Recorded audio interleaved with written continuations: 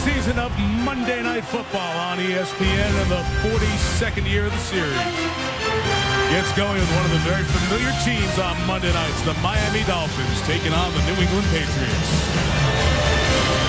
Patriots dominated this matchup last year, winning by 27-31. Stephen Gostkowski will kick. Clyde Gates set to return. And off we go from South Florida. Gates, a speedster out of Abilene Christian. Tentatively takes that one back. It is returned just past the 15-yard line. Dane Fletcher, the tackle, and here comes Chad Henne for his third year as the full-time starting quarterback of the Dolphins. Now, Mike, Chad Henne's in his fourth season, 27 starts under his belt, but it really is time for Henne to stand up and define his career here in Miami. He has a new offensive coordinator in Brian Dable, who has installed the left lane offense. Pass the football and be aggressive. I got the left lane, the passing lane. Huh? Very good. It's terrific. It's nice idea there from the Dolphins. Opening drive starts in the 16. Reggie Bush next to Henne, who's pressured by Ninkovich, puts it up for Brandon Marshall, who caught it out of bounds, incomplete. Razai Dowling, the rookie second-round pick out of Virginia, was over there. It was ruled incomplete by one official. Now they're having a conversation to see if they're going to mark it complete now. Well, right away, Ninkovich unblocked, hits Henne right under the chin. Dolphins are going to hurry up and try and run a play before a review. One official came up and said incomplete. Then the two talked, and the back official came down and said it was inbound. So it's a catch of 24. And here goes Bush out of the backfield. What a move Reggie made to elude Gerard Mayo. First down. Well, that's a route Reggie Bush ran a lot in New Orleans. Little burst route. He's going to come out of the backfield, and he's going to break to his left. And he can beat backer coverage one-on-one underneath. He'll make a living against that coverage tonight. Gain of 17. Miami doesn't really have a traditional fullback. Lex Hilliard is going to do some of the blocking up front in two back sets. And they give it to Bush. Gaping hole, Reggie, 14 yards. You can't have a better start for Reggie Bush. I'm going to go buy a Bush jersey. Just an I formation run out of two tight ends. Bush is going to wind it back to the weak side. Watch his fullback, Lex Hilliard, number 26, lead him to daylight. Back-to-back explosive plays for Reggie Bush. I didn't see that coming.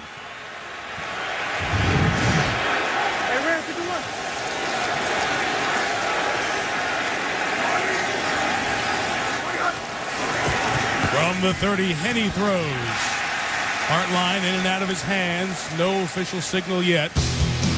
Patriots still trying to signal incomplete, and they're ruling that a catch on the field there. You've seen Bush, Marshall, Hartline, Devon Best, and Anthony Fasano. Their offensive guys up front. Jake Long didn't play all preseason. Mike Pouncey's a rookie center, first-round pick, getting his first start. Patriots were trying to signal that it was incomplete, and on the field it was ruled complete. So a gain of 6.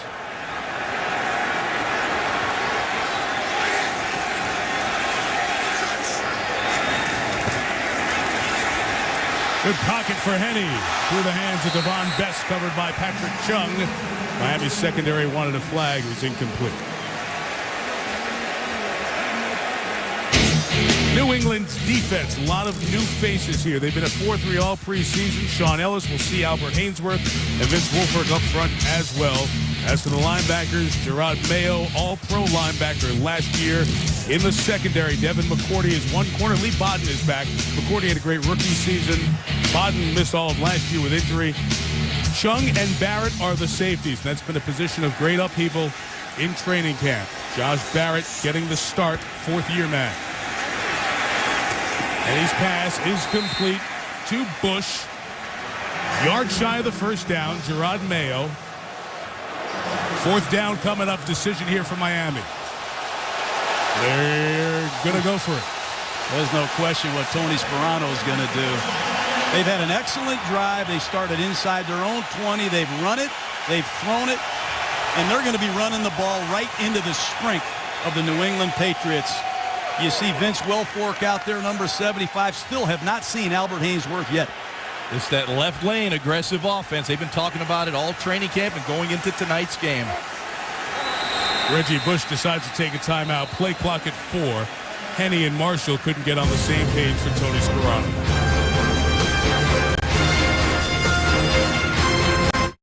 ESPN's Monday Night Football is brought to you by Bud Light, the official beer sponsor of the NFL.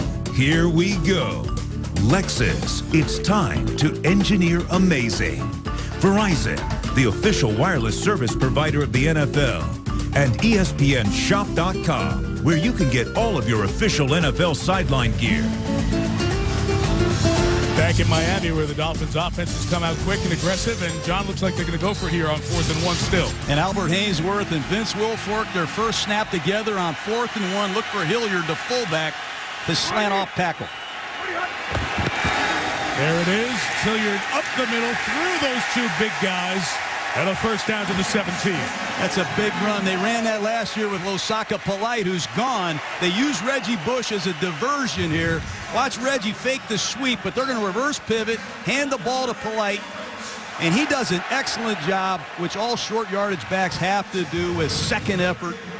1 yard is an excellent run in that situation. And Richie Incognito, number 68, and Jake Long got excellent blocks. Those are the guys you want to run behind. They're the wily old veterans, experienced in rooting those defensive linemen out. Hey, I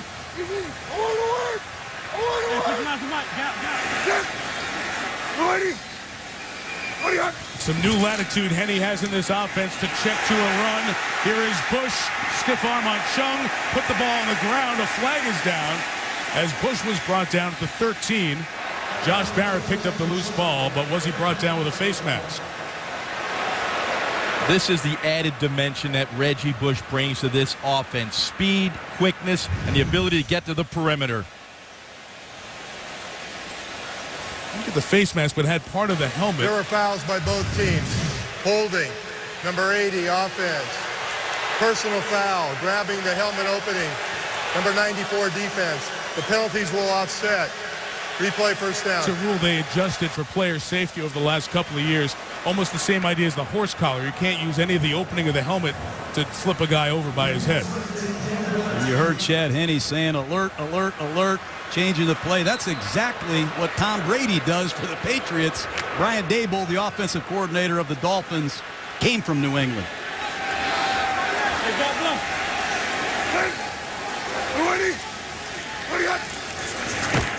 From the 19, Bush up the middle. About 5 yards. Patrick Chung over there and another penalty marker down.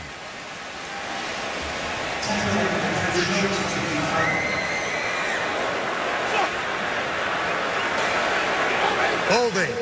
Number 68, offense. 10-yard penalty repeat. First down. It's Incognito through the good block on 4th down. Well, the big question with Reggie Bush is, can he be an every down back? So far, so good. Yeah, I believe he can, John, but you have to be careful where you run him. You can't pound him inside at 195 pounds 15 times a game. I think if you get Reggie on the edge of the defense, that's when he will be most effective. After a couple of snaps, Haynesworth comes out, and after a couple of penalties, we have 1st and 20 Miami. Patriots rush 4, but nobody gets there, and that pass is caught to the 24-yard line by Brandon Marshall, who caught 86 passes last year, and Devin McCourty's over there for the stop. You know, one of the problems with this Patriot defense is there's just no natural pass rushers. Mike Wright led the Patriots with sacks last year. He's a defensive tackle. That time, Chad Henne able to drop back the pass, nobody around him, and he can survey the field and make good decisions. The Patriots have to get pressure on Chad Henne.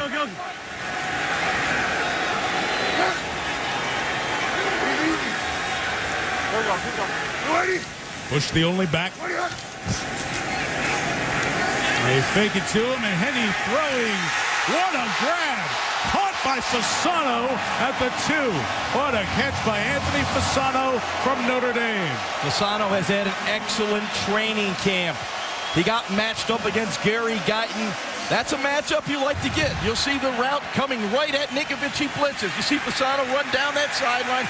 Good coverage by Guyton, but what a catch by Anthony Fasano.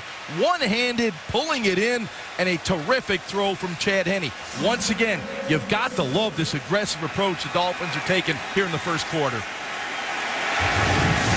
And Reggie Bush stays in the game as the featured back on the goal line. Yeah, I wouldn't be surprised to go play action here. Play clock was down at 1, and Miami's burned 2 timeouts on this opening drive, but they're 2 yards away from an opening drive touchdown to start the season. Not a very good start for the Patriots defense. Dolphins have walked down the field. 9 plays, about 7 minutes, 82 yards. First and goal, 3 tight ends. Henne, nobody open, and he's sacked back at the 10-yard line. Andre Carter, who came over from the Redskins, joins Mike Wright with a sack of 9. Well, that's the worst thing that can happen. First and goal, you run a play-action pass. It's either there, you fool them, or you don't. Watch Chad Henne take the snap from center. He's going to reverse pivot, and he's going to look for his tight end, Fasano. He's covered. Throw the ball away immediately. Do not hold the ball under any circumstances on a goal line pass. Critical error by Chad Henne. Full sack credited to Andre Carter.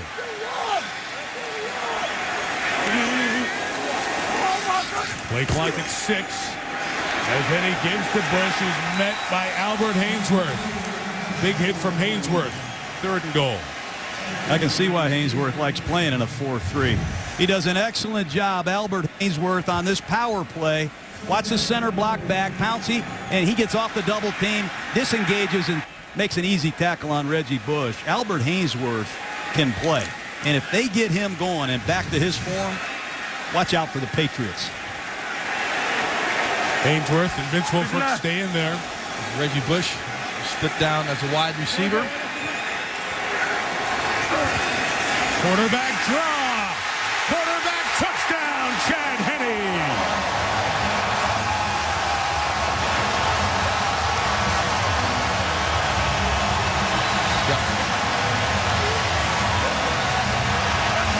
Brian Daboll, the offense coordinator for the Dolphins, does a nice job of spreading the field. Look at this. You see all the receivers spread out, and you create a nice seam right up front. Now, once Henne sees that, the field is spread. Nice opening. Mike Pouncey goes down the middle of the field, gets a little cut block. Easy touchdown for Chad Henne, but an outstanding play call. Extra point added by Dan Carpenter. And a very un-Chad Henne-like reaction. He has been criticized for not being an emotional, a leader of this team. Everybody says his personality is different. He shows it there.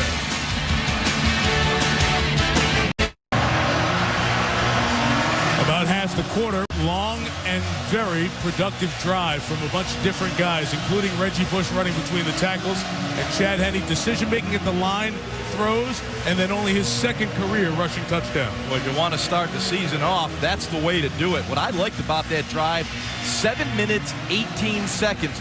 That will wear down a defense in this heat and humidity. Dan Carpenter kicks to Matthew Slater and Julian Edelman for the Pats. Edelman choosing to bring it out from 6 deep. Got past the 20 and a return of 28 yards to the 22-yard line. And here comes the unanimous MVP of the league with that 36-4 number from last year, Tom Brady. Yeah, I keep saying 36-4. That's unbelievable. 4 different receivers had 40 catches or more. Remember, Tom Brady is 44-11 against the AFC East, but he's 4-5 in Miami. He knows he has his hands full tonight. Danny Woodhead is the back to start. And the backfield's empty to start. Flag down with the movement up front. Brady's throw behind Welker and incomplete. Hard count. Brady right away uses the snap count. It's been his best friend throughout his career. Offside. Number 97 defense. 5-yard penalty remains. First down. He'll go on a quick count, a hard count, a dummy count, and right away he lets Miami know, hey, I know I've got a new right guard and right tackle, but you better hold your horses because I'm going to use the snap count as my friend tonight. Yeah, Jaws mentioned 54 Brian Waters, 77 Nate Solder there on the right side, starting here for the Patriots tonight.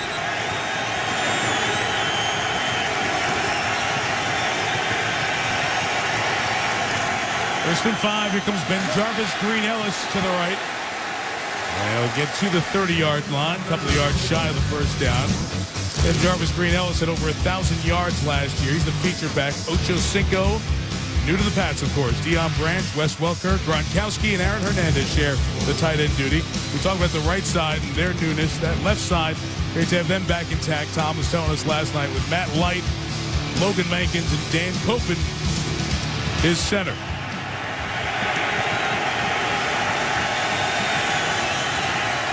Play action on 2nd and 2, and a shot downfield. Hauled in stride by Matthew Slater. Brought down by contact at the 24. Boy, Tom Brady, he gets into 3 tight ends and 1 back and gets you into a 2nd and short situation. You could see it coming from up here. They snuck Slater into the game to run a post pattern. They fool the free safety, and Tom Brady comes up firing. What an excellent job by Tom Brady. Ball handling, throwing the football, and when Slater comes in the game, you better get back there deep. He can fly. He is the shot player. They stuck him in, John, just as you said it.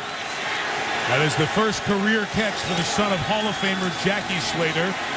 And Green Ellis to the right. Brought down by Paul Soliai as they bring it down to the 23-yard line. Soliai is the man on that nose who really sets everything for the Dolphins in their 3-4 defense. Cameron Wake, 3rd in the league last year, 14 sacks. Kevin Burnett, new to this team, was with San Diego last year. In the secondary, Davis and Smith have been telling us in the offseason they're as good as any duo of corners. We'll see. Rashad Jones gets the start, just his 3rd NFL start. Back there with Davis and Smith.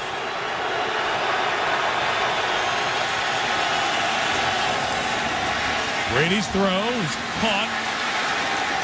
Jones, who got that start at safety, able to make the tackle as they were trying to bend Wes Welker like a pretzel inside the 20.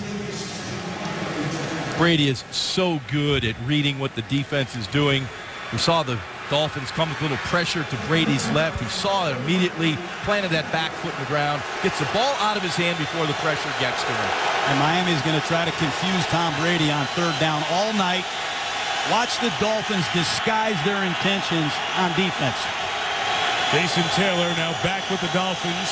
99 on the field for 3rd and 4. Brady has a seam, throws to Gronkowski. Hit hard, but holds on at the 5. You can't fool perfection. Miami had a rover formation. Jason Taylor walking around trying to fool Tom Brady. Brady, watch him.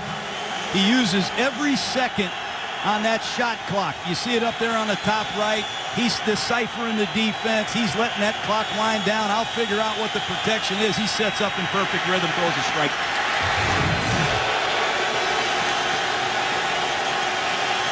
First and goal, Brady. Green Ellis. Spinning, stayed on his feet, and in for the touchdown. Wow. He was about to go down, and he used his hand to keep him up. Tremendous balance by Ben Jarvis, Green Ellis. It looked like he was going to be knocked down for maybe a short gain or even a loss, but he spun, kept his balance, worked, and got it in the end zone. You'll see it right here. Look at this. It looks like he's going to be stopped right now. 3 Dolphin defenders there. He does not go down and has a nose for that goal line. Stephen Gostkowski back as the kicker for the Patriots. For that torn right quad last year, missed the back end of the season. Knocks through the extra point. Took the Dolphins 7+ minutes to score, just over 3 for Brady and company. The law firm, that's how they call Ben Jarvis, Green Ellis.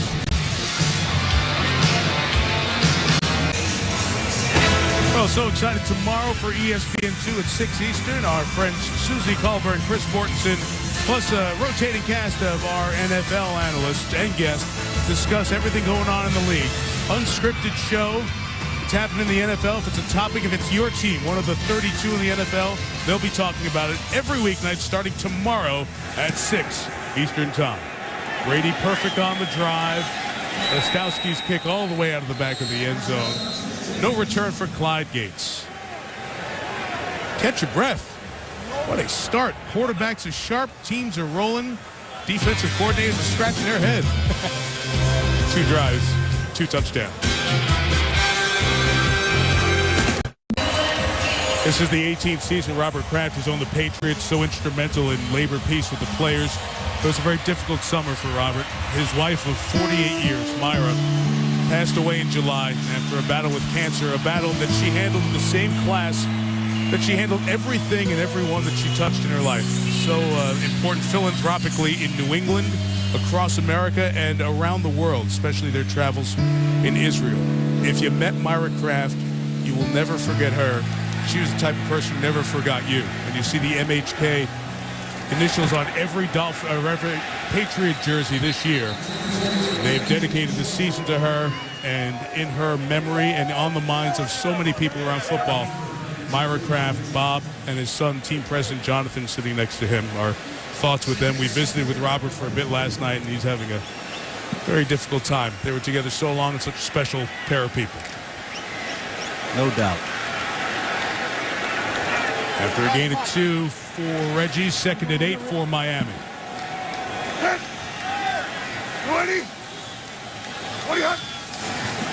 That great opening drive, Henne back to the air. Back to Bush. Slides out of bounds to the 26. You know, Henne's been under fire here in Miami. How about this for responding in your new offense on opening night? Gets hit right in the chin. He throws a beautiful back shoulder fade to Marshall. Then in the tight red zone, he hits Fasano, who helps him out on the back end with a great catch. And then a quarterback draw on 3rd and goal. Nice start for Chad Henne. He's under a lot of pressure in the last year of his rookie deal. That a way to begin the night.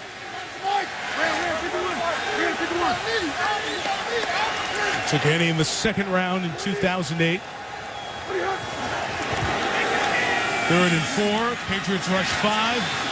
Bush cannot get away from Rob Ninkovich, who pulls him down right shy of the 30, and that's shy of a first down. It's hard to argue with what Chad Henne is doing. You want to get the ball to Reggie Bush in space. You got one-on-one. He makes Chung miss, but here comes Ninkovich, who just grabs him by the ankle and drags him down. But you can't blame the quarterback. Get the ball in space to your playmaker and let him do something. That play, Ninkovich, was outstanding. Julian Edelman had a very good punt return season last year for the Pats. Brandon Fields with a huge leg kicks it away. Kicks it 51 yards from the 19, Edelman. Still on his feet. Nice return by Edelman to the 35-yard line. Jason Trusnick, who they acquired in free agency. He's going to be one of their core special teams players this year. Well, you see Cameron Wake. John, you had him on the bus to get ready for our Monday Night Football game.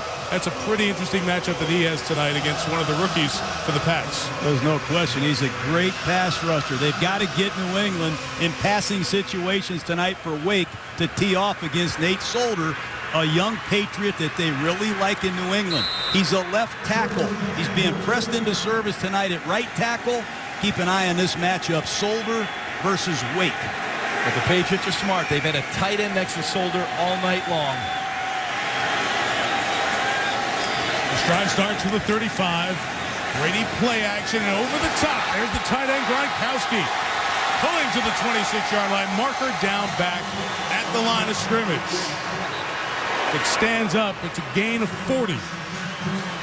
Well, this guy Gronkowski had 10 touchdown receptions last year. Illegal formation. Offense, number 85, covered up the tight end. The 5-yard penalty will still be first down. For a guy that's 6'6", 265 pounds, he averaged 13 yards per reception. He's not only an online, inline blocker, he can go down the field. Yeah, but Chad Ochocinco has played enough football to know you can't line up on the line of scrimmage when there's a tight end on your side of the formation. The linebackers are right up in the line of scrimmage. They smoke Miami with an easy gash Ocho Cinco's got to get off the ball. Mental mistake, first time we call the former Bengal in his Patriot career. Brady throwing.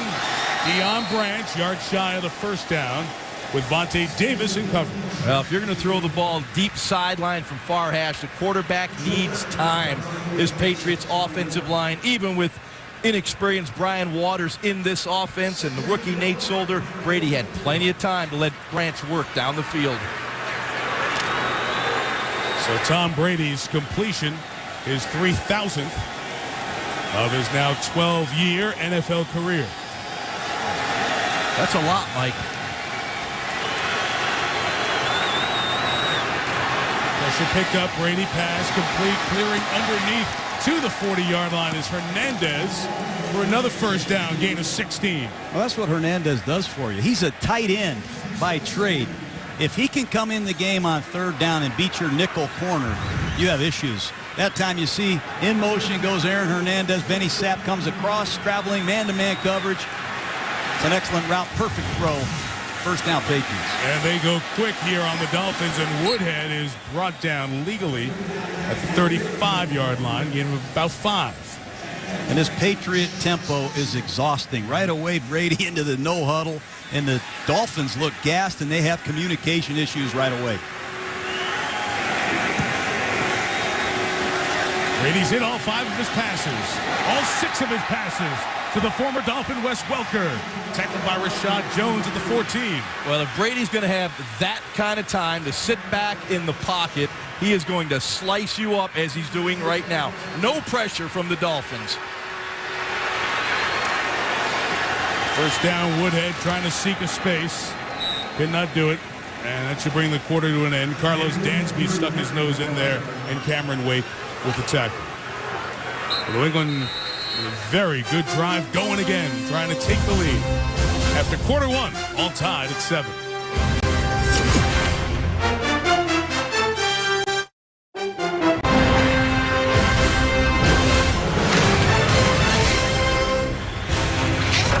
Mike Tirico, John Gruden, Ron Jaworski with you. Sun Life Stadium, just outside of Miami, all tied at 7. The Patriots have about 12 yards per play on average in that first quarter. Moving it at will. Brady pass complete to Gronkowski, who's held up there by Cameron Wake, and only a minimal gain of a couple of yards. I just love the way this guy, Tom Brady, handles the football. How about that play-action pass? It didn't fool the Dolphins, but watch him extend the ball. You see Green Ellis roll over it. Brady has nobody open, and he goes right to his outlet receiver. Man, this guy does everything right. Beautiful. Mechanics are just picture perfect.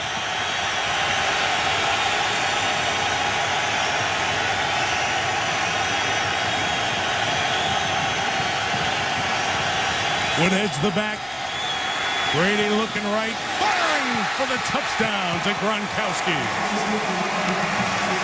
Well, Gronkowski, when they get in the red zone, this is the guy Tom Brady looks for. You'll see Rob Gronkowski, number 87.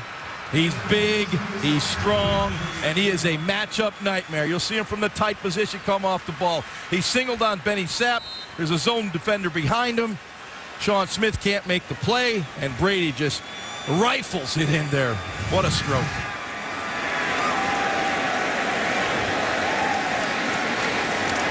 Gostowski on the extra point. What a start for Tom Brady. 8 for 8 tonight. Now he's in the top 10 all-time in NFL touchdown passes. Tonight's aerial coverage brought to you by DirecTV as you look down at Sun Life Stadium. 14-7, Patriots on top of the Dolphins. 2 surgical drives featuring the stars that Tom Brady has that we were talking about on Monday Night Countdown. Those 2 great tight ends, and Brady has not missed tonight. 8 for 8 with 127 yards and a touchdown. Clyde Gates to receive. Stephen Gostowski from the 35 with the kickoff. Gates has hands on this at the 2. And a lot of hang time. And into the clear down. This guy with great speed pushed out of bounds at midfield. It's 48 if it holds up. But it probably won't.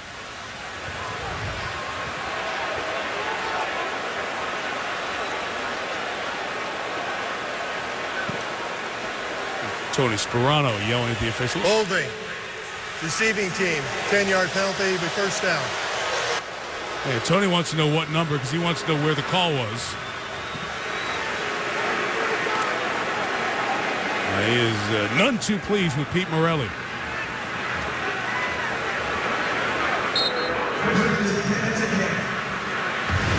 They didn't tell us to take a peek. Is that one on Jason Trusnick there? There's no question about that foul. Big penalty, 35-yard penalty, puts the Dolphins in a hole. And they're angry as that happened on the left side of the return for the Dolphins. Flag was thrown on the Miami bench on the opposite side of the field. Reggie Bush runs out of the shotgun. Just about 3 yards for Reggie to the 13-yard line. New man calling the plays, Jaws, for the Miami Dolphins. Yeah, I like Brian Dable. He's one of those guys has a real aggressive approach to how he wants to run his offense. You know, we've been here in Miami the last couple of years. They're running that Wildcat and Ricky Williams and Ronnie Brown. He's a former Patriot, you know. He's a smart guy. He's an aggressive play caller. He'll spread the field out. He wants this offense to attack. All the plays for the Browns last year. Reggie Bush, and now the New England defense settling in a bit to the 17-yard line. That's a nice play by the Patriots. Patrick Chung, their young safety. New England Patriots made some surprise moves. They cut Brandon Merriweather. They cut James Sanders. They said, hey, Patrick Chung, you become the leader of this Patriots secondary. If you see a run, go on in there and clean up that pile. But Patrick Chung, all-purpose, all-around, excellent young safety. They're counting on this year. 3rd and 3. A stunt is picked up for the moment as Henne escapes and throws complete to Brian Hartlaw. First down at the 33 in front of Devin McCourty. Real nice job by Chad Henne. The top of his drop, he had nothing open. This is what Henne could bring to the table. That escapability, extend the play, throw the ball accurately on the move, hits Hartline for the first down. Henne can make these kinds of plays. And now with the opportunity to line of scrimmage to get into more of these aggressive plays, I think you'll see him move the pocket a little bit more. One incompletion thus far here tonight and another timeout taken. This one by the Patriots. Just under 3 minutes gone by in this second quarter. Well, the quarterbacks have been dominant so far. A couple of Michigan men, Tom Brady and Chad Henne. Only one incompletion between them here tonight, and Henne had that second career touchdown run. Been a good week for Michigan quarterbacks. Denard Robinson. Yeah. I still don't know how those were completed against Notre Dame. That wild finish, the first night game where Henne and Brady played their college ball, the big house in Ann Arbor. First down from the 33. And Henne trying to get to Marshall. That is what Chad Henne is going to do all season this year. If you play bump and run man-to-man against Brandon Marshall, watch him. No way, not in my house. Alert, alert, I'm changing the play, and I'm going to throw it all day against you, Devin McCourty. I'm going to give my big receiver a chance to make plays. That's what Brandon Marshall's been fighting for here. That's going to be a huge, huge change for this Dolphin offense. I'm really excited about it. Just have to hit him.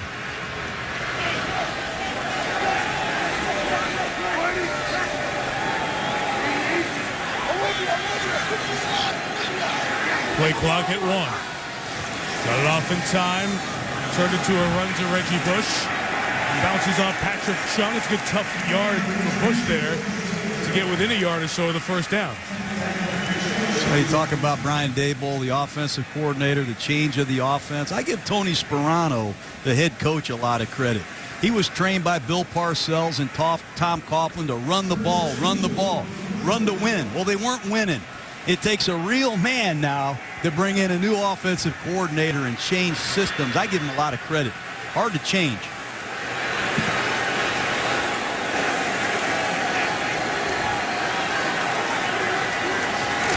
3rd and 2, little shovel to Bush.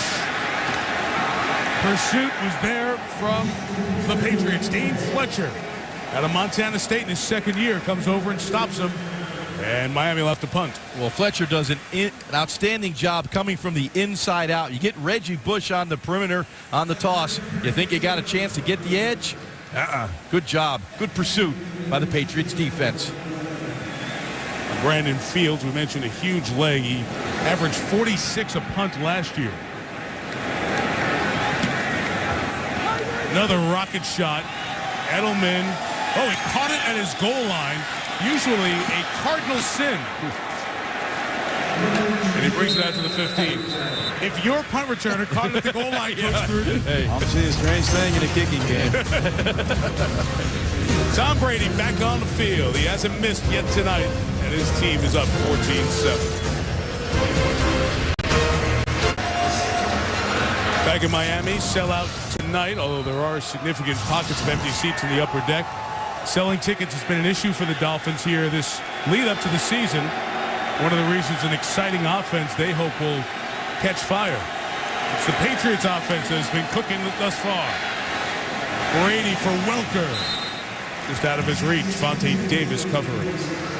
Mike, the most overlooked aspect of quarterbacking is accuracy. This evening, Tom Brady has been razor sharp. Every pass is where it needs to be. The one thing I love about Brady as well, the anticipation. He takes his receivers to the open area and puts in a position where they could make the catch. He is hot tonight. After his first miss, a run with Woodhead. He got a good block, but a pulling guard to be a couple of yards shy of the first down. Jeremiah Bell made the tackles. Guys, we mentioned Danny Woodhead wasn't with the Patriots for training camp in 2010. The Jets let him go and hope to pick him back up. New England swooped him up, and he had a really high-impact year last year. Boy, did he. Averaged 5.6 yards per carry. Averaged 11 yards per catch. Hadn't been done since Clinton Portis. That's all he did. 3rd and 2, quick count. Woodhead gets the first down, tumbles across to the 32-yard line. Well, the Patriots don't just throw the ball from that bunch formation. They run the ball. And we call it a bunch crunch. Watch the receivers block down. You'll see an alley receiver to block the force. They get the ball to Danny Woodhead, and he just disappears behind these linemen. You can't find him. But 2 of those receivers were tight ends. Exactly Gronkowski right. and Hernandez out there. If Miami doesn't start getting pressure on Tom Brady, he'll complete another 20 in a row. The Patriots had 2 tight ends on the field every offensive snap. Why not throw it to him? This tackle sends Hernandez a yard shy of the first down. Carlos Dansby missed. And he's just like a boxer. He's going right back to the no-huddle offense. He knows he has the Dolphins reeling, and he will not let up. A run with Woodhead. It's the first down to the 46-yard line. Once again, Brady gets into the line of scrimmage. The Dolphins trying to substitute. They're sucking some air right now.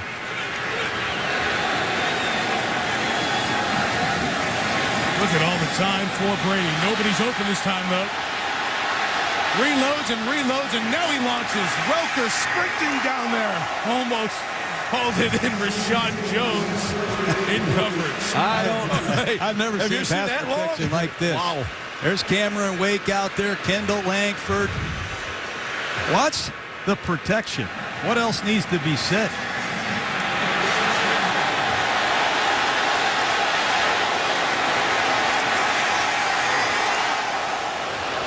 This is Nate Solder, the rookie, and so far, he has dominated a great pass rusher.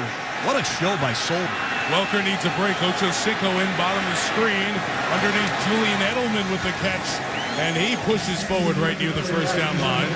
Again, Rashad Jones, who got the start at safety with the tackle.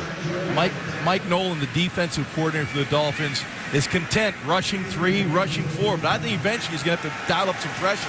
Might be right here.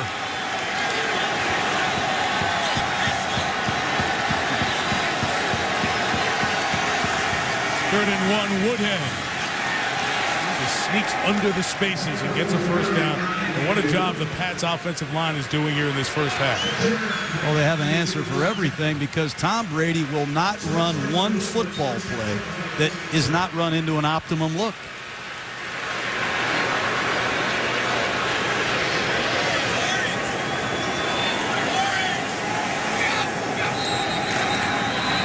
Movement here. Deion Branch on that near side. And a false start flag. False start. Number 84 offense. 5-yard penalty remains. First down. I was kind of surprised. We were talking to Tom Brady last night, and you asked him, John, about wearing a wristband. I mean, you see Peyton Manning, and Brady told us a great anecdote. He said Belichick came out one year. He said, I want you to be like Manning, make all those hand signals. They tried it for a month. He's like, no, forget it. I just want you guys to give me a play, and I'll adjust it. And he is picking the Dolphins apart with what he sees tonight. That pass is incomplete.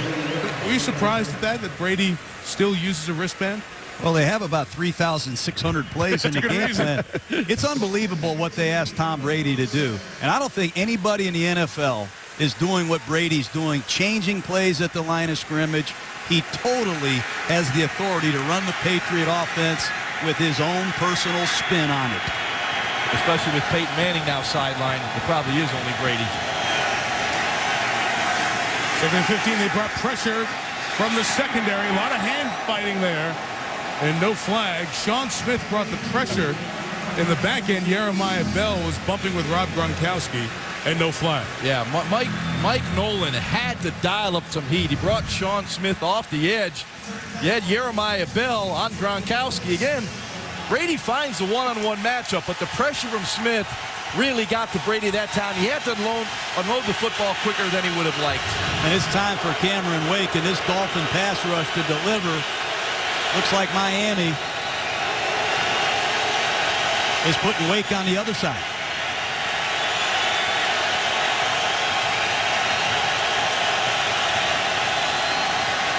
Rush 4, Wake didn't get there. Deion Branch isn't going to get there either. 8 yards shy of the first down. Well, it's him against Nate Solder again. And Nate Solder's just covering up Cameron Wake with his size and mass. That time he just pushes him to the ground and buries him.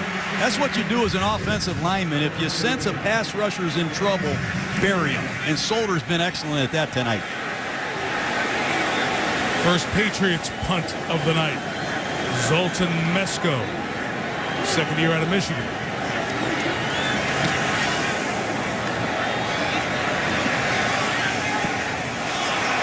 Great kick from the 40. Not messing around with your average. Your net is what's important. Kyle Arrington stops it. The Dolphins will have 97 yards to go.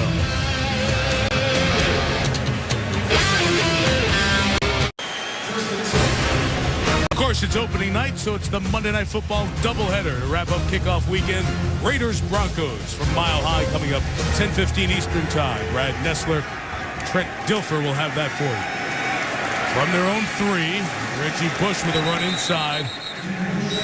Just about 1.5 yards. Kyle Love made the tackle. John, are you surprised how much we're seeing Reggie Bush involved in running between the tackles so far? Yeah, I really am. He's carried the ball 8 times. He's caught 4 passes. You know, Reggie Bush really wasn't the featured back at Southern Cal. Remember, they had Lendale White, and I thought Sean Payton used him beautifully in New Orleans. I am surprised and very impressed with the way Reggie Bush has done it all so far tonight.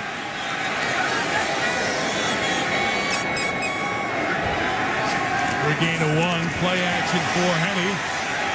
Their own sideline. It's deflected by Lee Bodden and incomplete.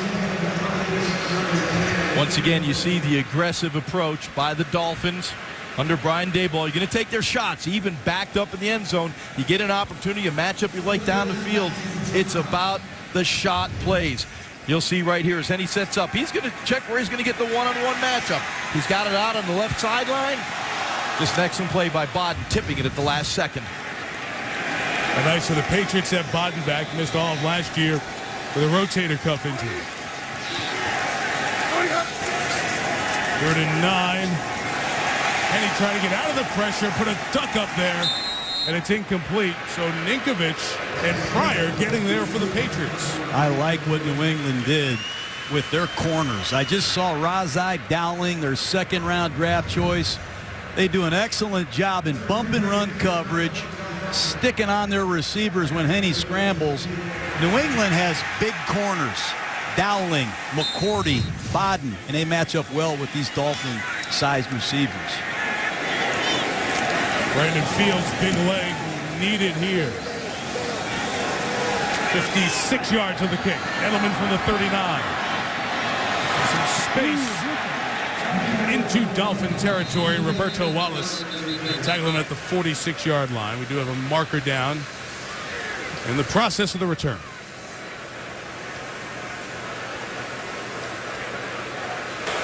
During the return, illegal block in the back. Number 44 of the receiving team. 10-yard penalty, first down. It's the fourth year the Dolphins have been owned by Stephen Ross. He made his money in international real estate, grew up in South Florida. He's put a lot of energy and effort into trying to kickstart this franchise again and make this an entertainment spot because it's plenty of options in South Florida. From Will Smith, D. Wade. Got some celebs in the house tonight. Guys that came into the orange carpet. Mark Anthony's one of the several athletes who are partners, or actors, I should say, are partners in this Dolphins franchise. Randy Starks with the tackle. I thought John might be there hanging out with him. The orange carpet. Yeah. Coming in. I think the Stars are great. I want this place packed again with rabid Dolphin fans. I want to bring back the glory days, Mike. 77 times the Dolphins have been on Monday Night Football. What a tradition. Got to win. That's simple. Not simple to do, but that's simple to say.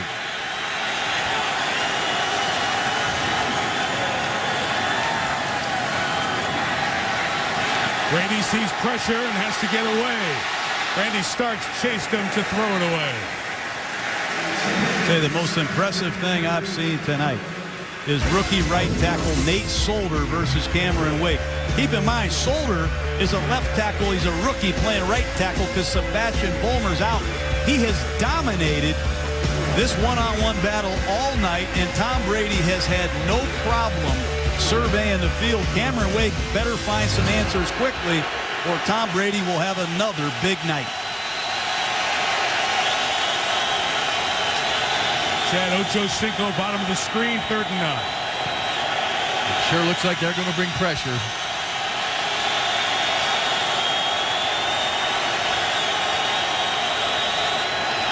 Here they come.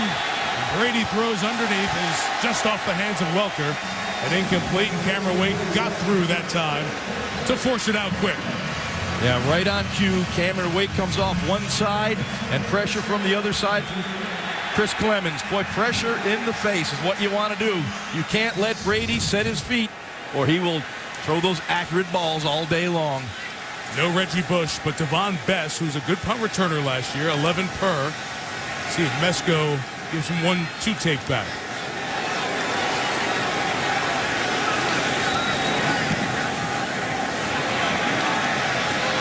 Twisting 39-yard kick.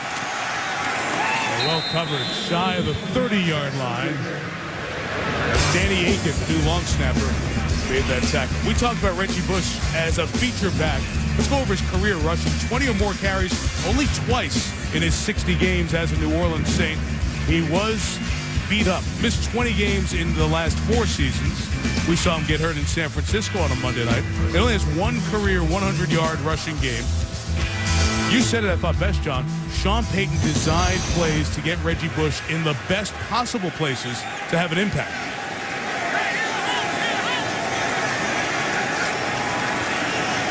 He's come to Miami with a chip on his shoulder. He wants to be the every down back like he's been used tonight. And he throws complete. There's Devon Bess into Patriots territory at the 45-yard line.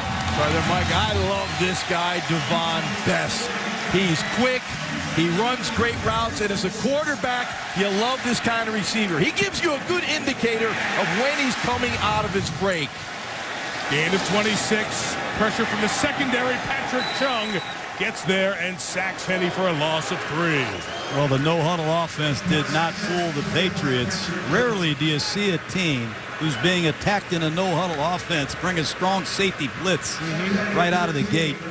Good call by the Patriots and excellent execution. Second and long. These are the situations. Look for Reggie Bush on a draw play, or they love to get him involved in the screen game.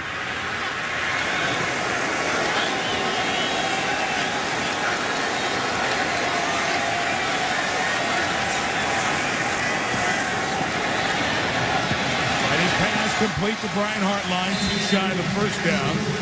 With Rawhide Dowling, the rookie, but the flag down. Holding. Number 68 offense. 10-yard penalty remains, second down. Again, Richie Incognito, the guard. Penalties will just kill you. They've had a couple in the kicking game that have turned the field, but left guard Richie Incognito gets caught. And it's a stunt. It looked like it's going to be a stunt. And you see Richie grab the right shoulder pad of Hainsworth. Officials will see that every time. Costly penalty.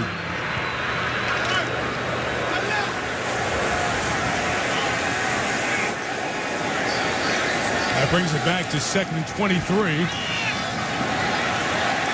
3rd and 23 as Myron Pryor stops Bush. Well, that's a play John just spoke about a moment ago. You get in those situations, long yardage. You want to hit that quick trap on the inside.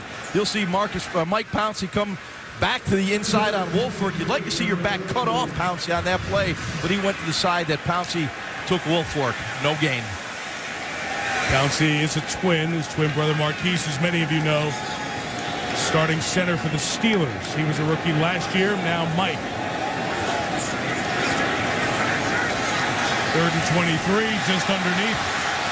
Old ton of real estate for Reggie. And 7 Patriots. Not getting past them, so they get the penalty yardage back, but not much more. And they'll kick it away, approaching the 2-minute warning. And that's the last thing you want to do is have an offensive penalty, put you way behind in a down and distance, and give Tom Brady an opportunity to do what he probably does best, and that's put himself in a 2-minute offense. See it on the other side. 2-minute warning in Miami. Pats by 7.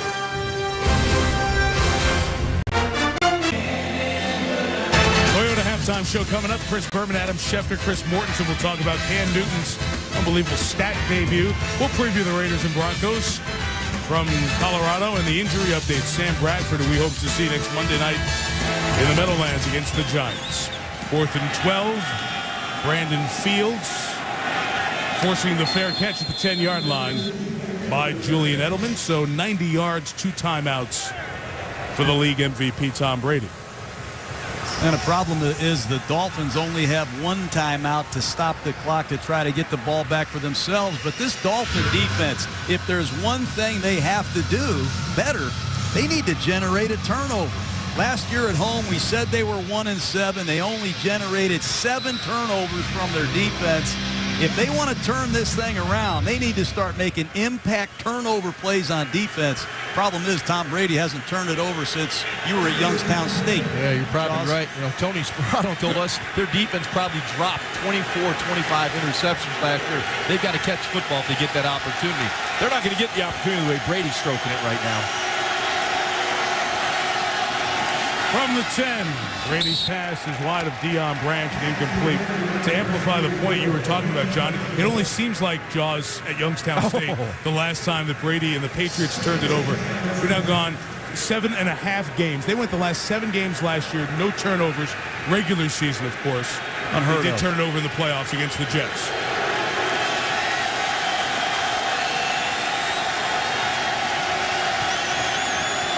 Woodhead running up the middle near the 20-yard line. Excellent call. They First catch, down. excuse me, Mike, they catch Cameron Wake and Jason Taylor jetting up the field in a 3-man pass rush. Best call in football is a draw play. 31, Brady quick, sneaking that, and they do that so often to get the first down.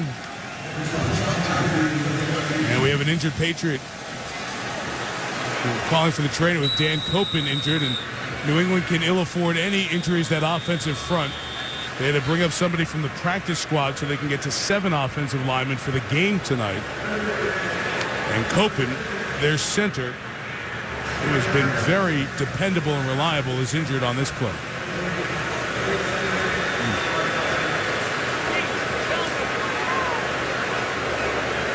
has 119 starts with Belichick and Brady injured on the field. We'll check on him after this. Back in South Florida, and the news not good for the Patriots. Dan Copen, who has been just there seemingly every game. He's only missed one game the last 5 years. Brought up on the cart there, and they're holding his left leg in place as they get him up there. Bill Belichick came out to look during the timeout. Tom Brady over there as well. It's so hard to see there. He's the center in the mix, and the left leg is what they're looking at. And there is Dansby has his body on him. He gets pushed over the top in that other direction, and the leg stays pinned.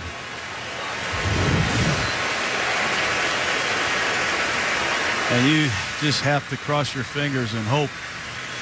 But that does not look good. Anytime a lineman is standing erect and a man lands on his lower part of his leg, that looked bad. And Dan Connolly will move into center. They're running out of linemen right now.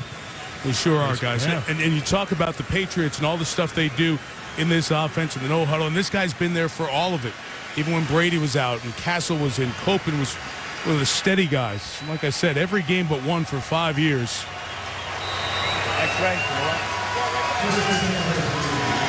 Now they go get him checked out. Good first shotgun snap from Connolly, and the pass to the sideline is brought in. Ruled the catch for Chad Ochocinco. His first in the regular season with New England. Great throw timing pattern. Ochocinco shows good sideline awareness. Well, whistles come down. Let's see if they got a buzz upstairs to look at it again. We'll review the previous play. Again, in the last 2 minutes, it is the replay booth that initiates any second look at a play. Like he dragged that left foot. I thought he did too. I don't know if the replay booth was comfortable letting it go before the snap. So they stop it and they'll look at it with 1:08 to go.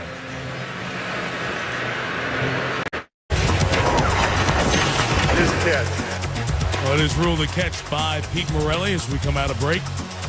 He says that with his second look, ruling on the field is confirmed, so it is a catch for Chad Ochocinco. I think that replay challenge helps Miami. They get a chance to rest. They get a chance to get some fresh pass rushers on the field, and that's what it's going to take in these 2-minute situations.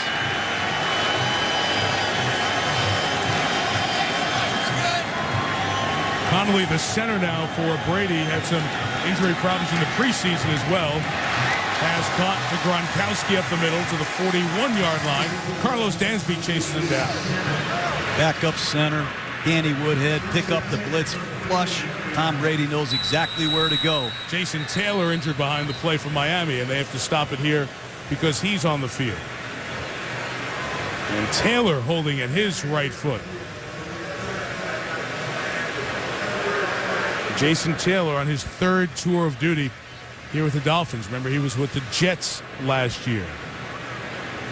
As they look at the 15-year veteran timeout.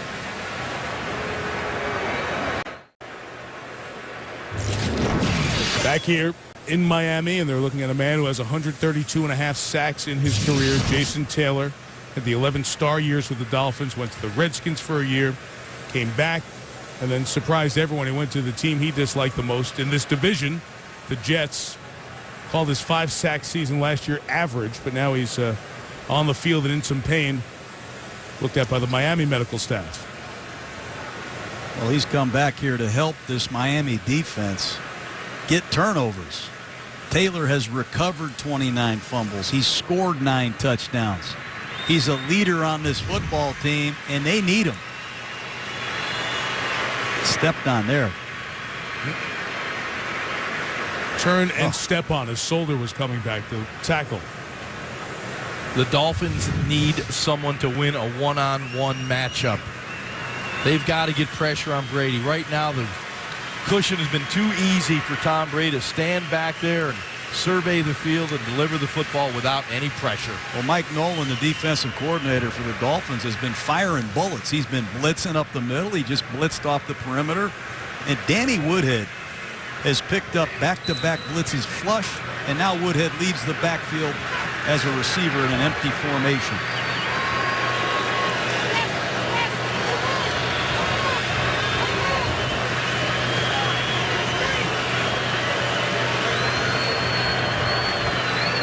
52 seconds. Pats have just one timeout left. Wake off the edge to start Brady, but Gronkowski continues to tear up the Dolphins inside the 20. Plenty of time. Tom Brady has a timeout left. He's going to get one more offensive play before he uses it. After the gain of 22 with 30 seconds, Brady fires for Ocho Cinco, covered by Vontae Davis. Well, I thought that was pass interference on Vontae Davis. Quick count, Tom Brady goes to the back shoulder fade. And it's important that Ocho Cinco has some success early, I think, in his Patriot offense. Here it is, one-on-one with Vontae Davis. I thought Davis grabbed Jersey there. It was pretty clear. He had a handful of cotton. Patriots choose not to huddle. Wake off the edge. Brady got away, a flag down to Welker at the 5. Welker with the ball out, but he's ruled down shy of the goal line. So we have Welker down shy of the goal line. No fumble there, and the flag back by Brady. Holding. Number 77 offense. 10-yard penalty. Remain second down. Well, it's just second effort by Cameron Wake. Watch it coming right at you.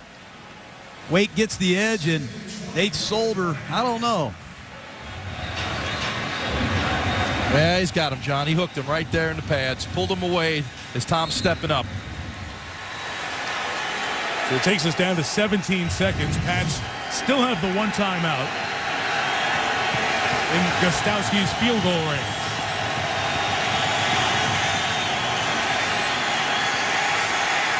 Brady going to get hit. Wake gets to him. Brings him down to the 30. That's what Cameron Wake does. So much of his production is on sheer effort.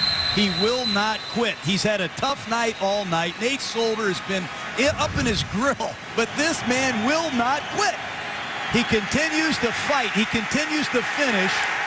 And at the end of the year, the animal's going to come out of his cage. Look at him. That's what he calls the animal, Mike. You saw that. What is that? That's the animal move. When he makes that sack move like that, he calls it the animal. What's the and animal Nate out? Solder, you know, Nate Solder, he went to Colorado. You know what he studied to be? He studied to be a veterinarian. And he better be real careful not to let the animal out of his cage. You really need to use his education. Because right now, Cameron Wake is heating up. 7 seconds left. Patriots are going to try a field goal of 47 yards after using their final timeout. Mike, you know what I like about Cameron Wake? He came up to this league the hard way. He played in the Canadian Football League, where you have that yard between the defensive lineman and the line of scrimmage. That's where he learned that quick get-off that he uses so effectively.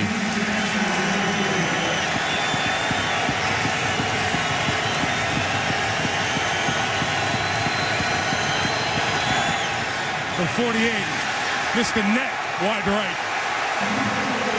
We still have a couple of seconds here. Hang on. Still 2 seconds left. And so the Dolphins be pulled back to their sideline. Work for the Hail Mary right here. Take your Jaws. shot. That's right. You got 1 shot. You got 2 seconds. You know, it's pretty hard to reach the end zone. They're going to take a knee, but I don't always agree with this, but it's a long shot. So Miami takes a knee. We'll take it to the locker room for halftime. Fast start to the game. Defense is settled in a bit. Patriots get the ball to start the second half. At the half, New England up 14-7. Here's Chris Berman with the Toyota halftime show. Back at Sun Life Stadium in Miami, Patriots get the ball, and they have a 7-point lead. Electric start to the first half for the opener. Mike Tirico, John Gruden, Ron Jaworski. Then things quieted down. Look ahead to the second half here for the Pats. You know, if you look at the Patriots, they have a plan, and the plan has been their 2 tight end offense.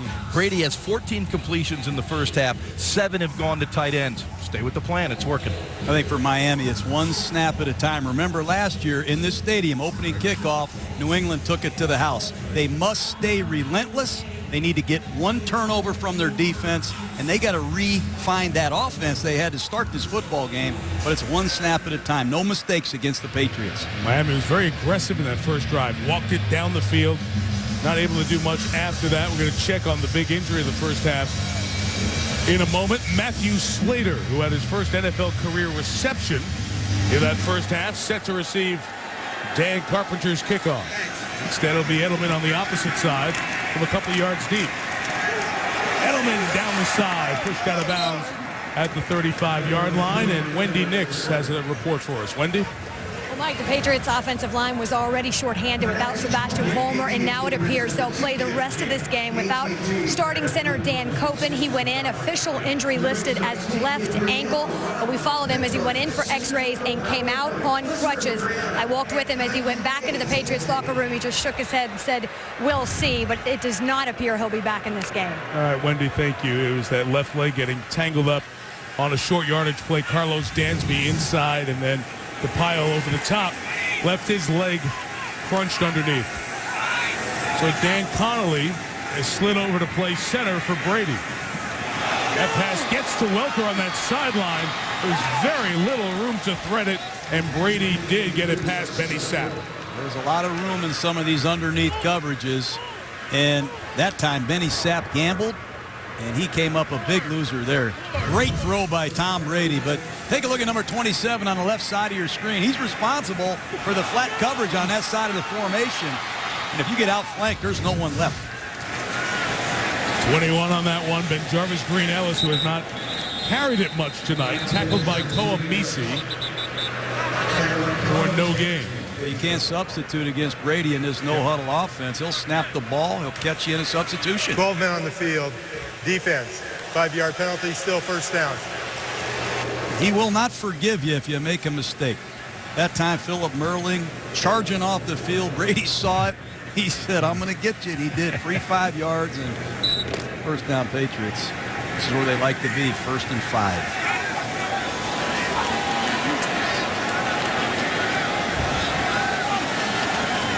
The one touchdown to Rob Gronkowski in the second quarter.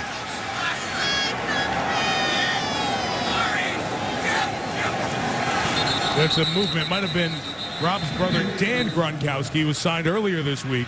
That's the third tight end. Number 82 offense, 5-yard penalty. Remains first down. Dan was drafted by Detroit in 09, played there, and then was traded to Denver. And able to come in here on a short week as their third tight end because he's familiar with the terminology. Josh McDaniels was in Denver last year, similar offense. So he picked it up, and now he's a teammate of his brother. And, Mike, he's played quite a few snaps tonight. You know, we talked about the Patriots using 2 tight ends, and occasionally they load up with 3. The third Gronkowski, Chris, is with Indianapolis. For Jarvis Green Ellis. Try to hop back through the hole. Koamisi brings him down again at the 40. It's similar with Brian Waters, the right guard of the Patriots. He can learn this system on short notice. He came from the Kansas City Chiefs. Waters played for Charlie Weiss, who is another ex-coordinator of the New England Patriots. And remember, Bill Belichick told us last night, it's not like Waters is ready to play 70 plays, but now he has to play the whole half because of the injury to Copen. The caught into the air by Odrick. He's going to go. Jared Odrick trying to hold on to the 10. Brought down by Deion Branch at the 8-yard line. There's a marker down back near the return. Benny Sapp caused the collision that put it in the air. There's no foul on the play. They're going to pick up the penalty. That's about the first interception I've seen Brady throw in a long time. But watch Benny Sapp.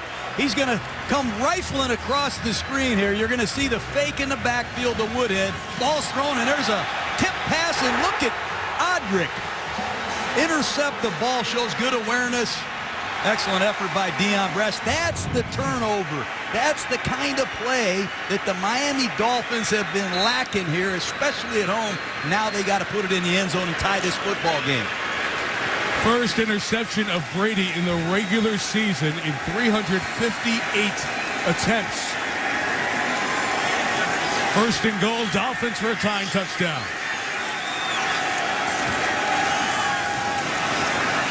Bush trying to jump cut. He's brought down. Well, it's a quick screen. And Deion Branch has to block Benny Sapp, but Benny Sapp knew he had to beat that block to be a factor on the play. Good awareness by Odrick. Brady still can't believe it. I bet he's never thrown an interception on a quick screen. And Sapp, who was burned earlier trying to go for that ball on the sideline, able to jump it. And Audric, second year out of Penn State with the pick. Now what do they do with it? Henne hit as he throws. Touchdown, Hartline.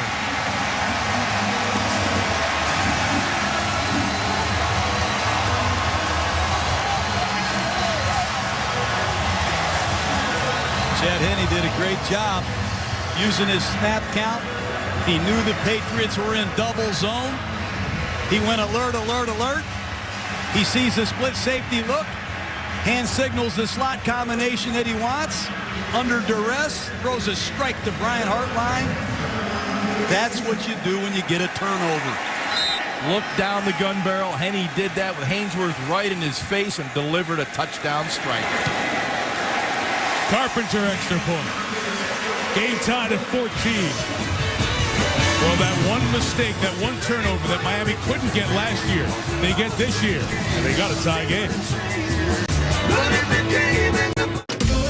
ESPN's Monday Night Football is brought to you by GMC.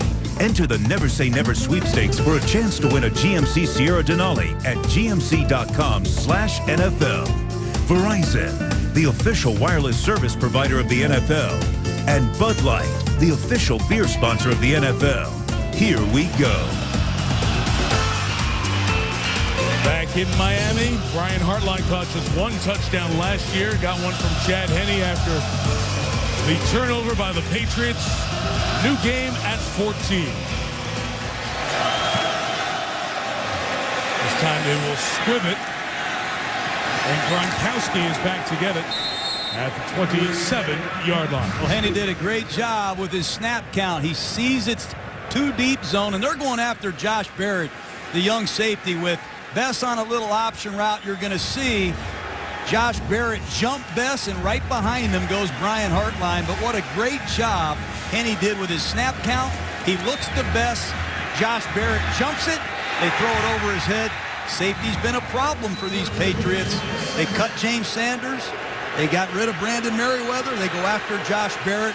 Touchdown, Dolphins.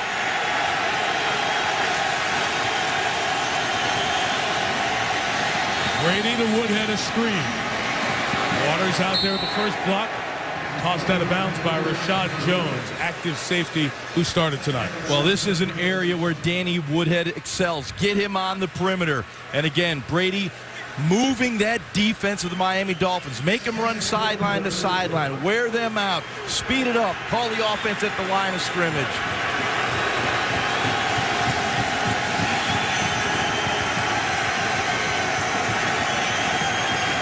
Play clock still at 15.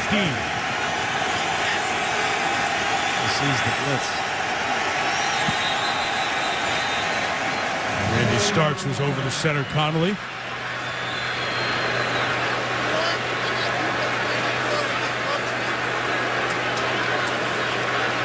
Encroachment. Defense, number 94, 5-yard penalty. Result of the penalty is a first down. The key to Tom Brady being efficient at the line of scrimmage is Bill O'Brien, the offensive coordinator, getting the play in on time. So Tom can get to the line of scrimmage with 20 seconds left on the play clock, survey the defense, and get to a positive play. Bill O'Brien's done an excellent job tonight of giving Brady time at the line of scrimmage. One less D lineman for Miami. Tony McDaniel, Dolphins say, has a hand injury. Brady with a lot of protectors. Ben Jarvis, Green Ellis releasing, and a lot of green grass, but couldn't bring it in. Well, Brady felt the pressure. He got hurry on the play. You'll see Gronkowski, number 87 to the left of the screen, does a really good job on Misi. And Brady just has to fall back at the last second. He just barely misses. Then Jarvis, Green Ellis, or that would have been a big play, but the pressure came. Jason Taylor's back in the game. Good to see from the earlier injury. And it's time for this Dolphin defense to make another play and push it over the top here in South Florida. Second and 10. Draw with Woodhead. 8 yards. Jones attacking. Danny Woodhead, I tell you what, the second and long situation, the crowd starts coming alive. What an excellent call. shotgun runs. New England does it as well as anybody. He hides behind his offensive lineman. Very elusive back. And he runs with power on impact. And he moves the pile. He protects the ball. Big 3rd down and 2. Benny Sapp was slow to get up after that last play. He's still on the field, 27. Here comes a blitz from Jeremiah Bell. Brady pulled it down and finds Deion Branch for the first down at the 47 of Miami. Tom Brady's pocket awareness is incredible. There's pressure. Benny Sapp coming to his left, right in his face. Now you see him step up in the pocket, and awareness where his receivers are, gets the first down. Woodhead cutting it back inside the 40 to the 39-yard line. You know, New England's got 2 tight ends and 2 receivers, and it's forced Miami into their nickel defense, and they can't stop the running game right now, and Tom Brady won't let them substitute. They got caught with too many guys in the field. They thought as the pass goes to the other side, complete to Branch. Miami was running a player off the field. And the officials didn't even see it. Now they throw 2 flags. I think Brady got not only the Dolphins, but the officials on that one. They were asleep on the count. Very similar to what the Bengals did to the Browns yesterday. Went to a quick count and get a game-winning touchdown out of it. There's no foul on the play. The 12 men on the field. First down. Well, you guys missed that one because the guy was standing just on the other side of the numbers.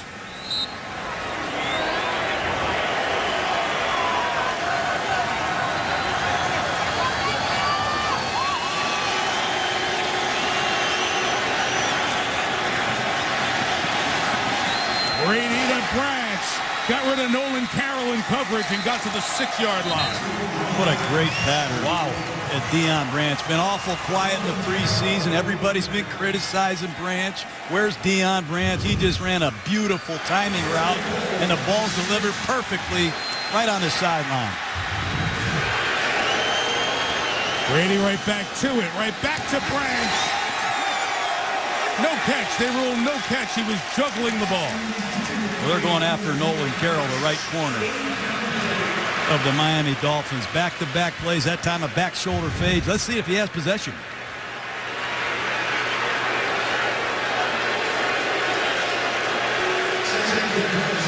Cannot see the ball from that side. All you see are his hands moving. Patriots do not challenge. Woodhead seeking, gets down to the 2-yard line.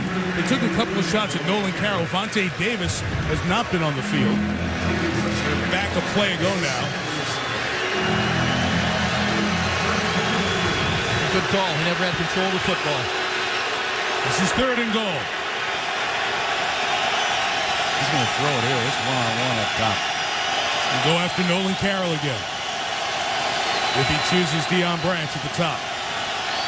Dolphin pressure. Brady pass to Welker. Touchdown. You showed Tom Brady an all-out blitz. We saw it last year against the Jets on Monday Night Football. If you come after Tom Brady with all-out blitz and he sees one-on-one coverage, he has every route in the book, and he will shred you. He will be the shredder. This is real simple here. He sees it. He knows he's got Benny Sapp match against Wes Welker. That's pitch and catch right there. Tom just smelled that blitz out. Easy touchdown.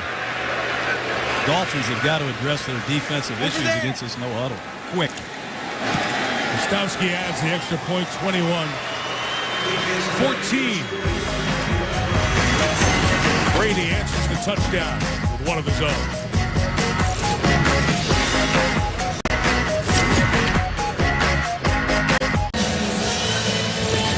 Bill Belichick and Tom Brady been together for so many wins over the years. You just watch Tom work down the field, take advantage when one of the top corners for the Dolphins, Vontae Davis, was on the sideline with an injury of some sort. He went to Deion Branch twice, bang, bang, for completions on Nolan Carroll, and then hit Wes Welker for the touchdown. Clyde Gates awaits. Kostowski kickoff.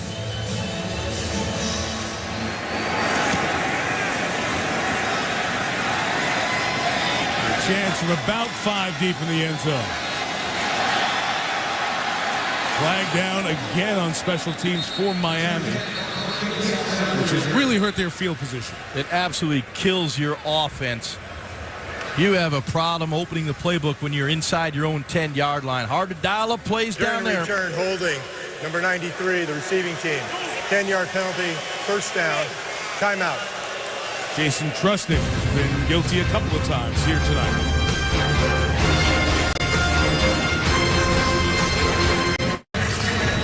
First of 2 to open the 2011 season on Monday Night Football. The Raiders and Broncos to follow us here on ESPN. Dolphins take over at their own 11, down 7.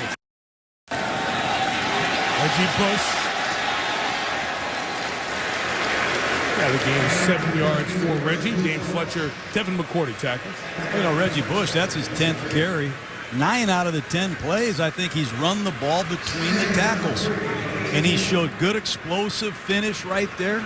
I'm impressed with Reggie running up between the tackles. They need to control the clock a little bit here, John. They need to keep their defense on the field for a while, off the field to rest up a little bit.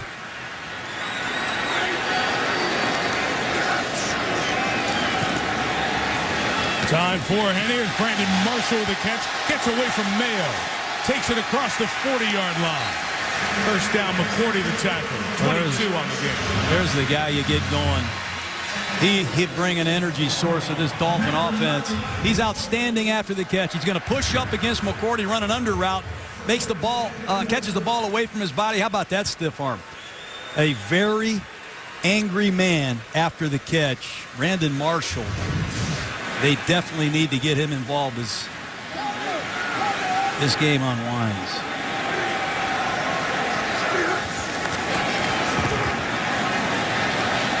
Henny down the middle, 24 yards. Anthony Fasano, the tight end, who had a great catch in the first half. Right down the seam. They double Brandon Marshall on the outside. Safety plays over the top. And Fasano makes another big grab. Watch the safety get wide and off the numbers, and Fasano goes right down the seam, and he's hurt. Patrick Chung, who brought that big hit from the safety spot. And the Dolphin tight end shaken up.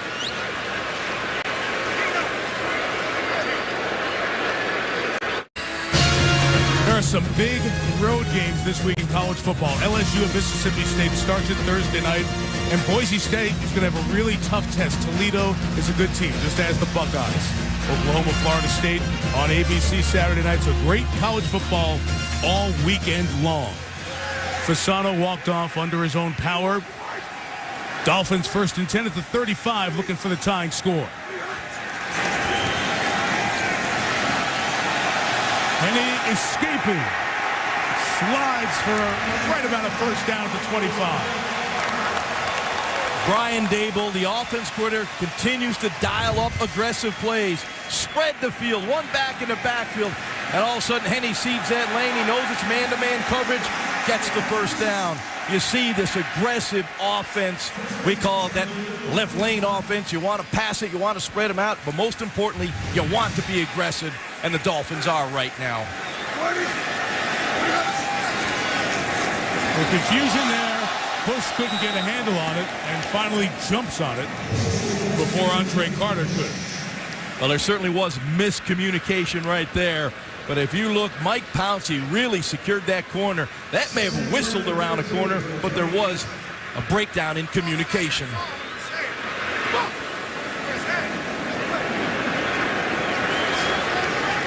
Well, you're going to listen to Chad Henne come to the line of scrimmage. He's going to use a dummy snap count, and he's going to do everything he can to get the Miami Dolphins in a position to use Reggie Bush.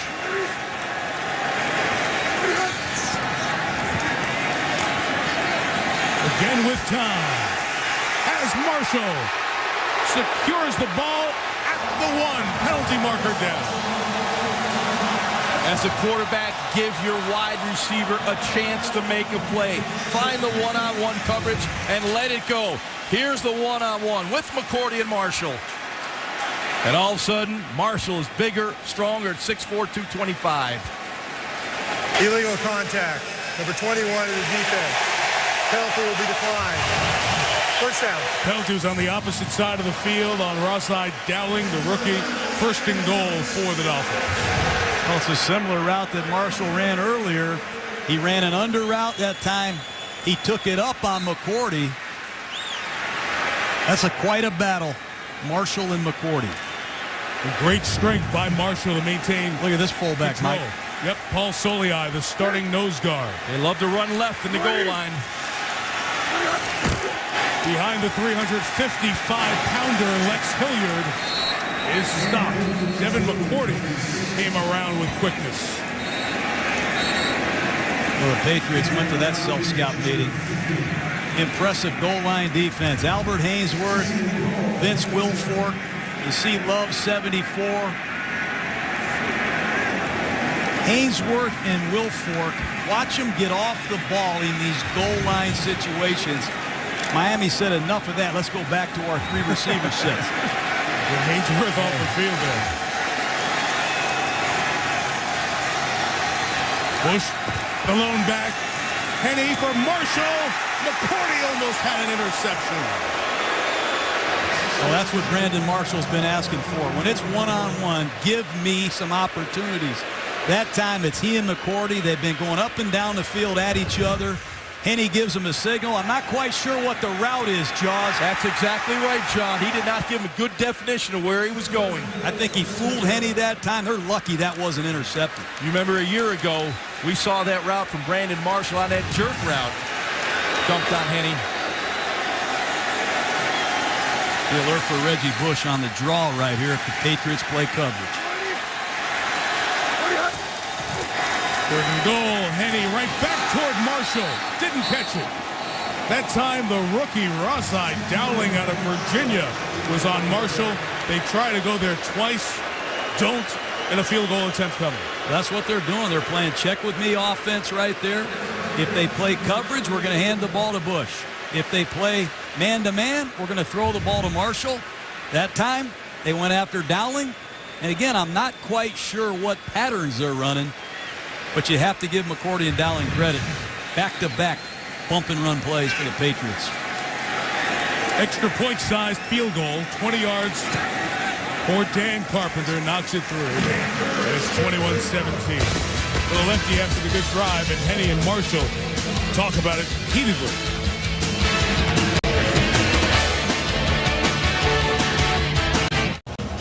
See Chad Henne and Brandon Marshall talking on the sideline. It's been a lot of the conversation, improved communication between the two.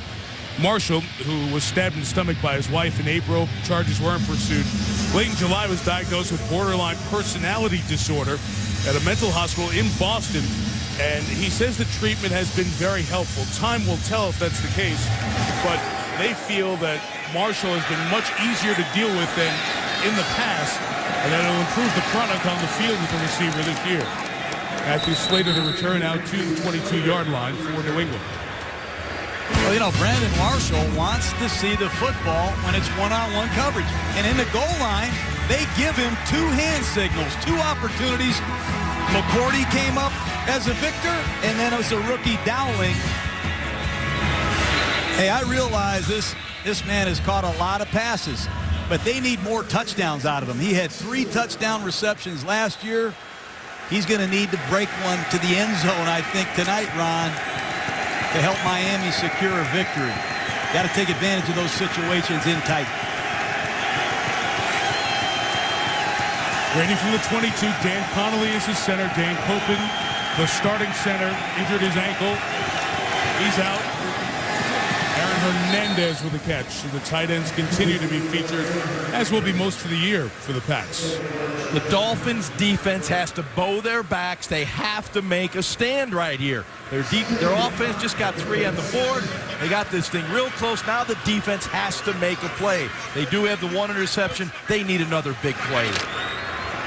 Guys, in that last drive, they went after 28 Nolan Carroll at the top of the screen. Vontae Davis was out. Davis, the starting corner, has not returned yet for Miami. Left then Jarvis Green-Ellis with a block from Light. Tackled by Dansby. First down, Patriots. I'll tell you, you toss the ball in this league, you have to have people that will block the perimeter. That time a beautiful crack block gives the Patriots the edge, and here comes more no huddle.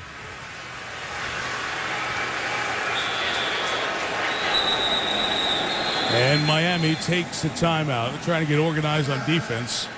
In a tight game, you hate to have to use a timeout in a situation like this. First one taken by Tony Sperano. Well, it has become clear that's the New England goal, this no huddle. And the Dolphins, at halftime, you would have thought could adjust to it, but so far they still haven't. Well, you would expect better execution with two veteran inside linebackers, Kevin Burnett, Carlos Dansby. We saw them preparing very hard for this no-huddle offense. The problem is it's hard to emulate Tom Brady. You just don't know when Brady's going to use this no-huddle. He'll do it on the goal line. He'll do it in the red zone. He'll do it after a big play. Sometimes he won't do it at all. You never know with Brady. Clearly, injuries and it looks like conditioning a little bit has caught up with this Dolphin defense. And the Dolphins are trying to match up to the personnel. Sometimes you got to call your defense and just play it rather than get the perfect personnel on the field for every situation. Sean Smith sent in the corner. Nolan Carroll back to the other side. They're confused back in the secondary. Brady gets to Welker, who's hit by Jeremiah Bell. At the 46-yard line, gain of 6. Look at the personnel changes, though. That time they had two tight ends and two backs. Now here comes Deion Branch. Here's Welker. Split wide to the right is Hernandez. It's dizzying the amount of formations that Tom Brady is throwing at this Dolphin defense.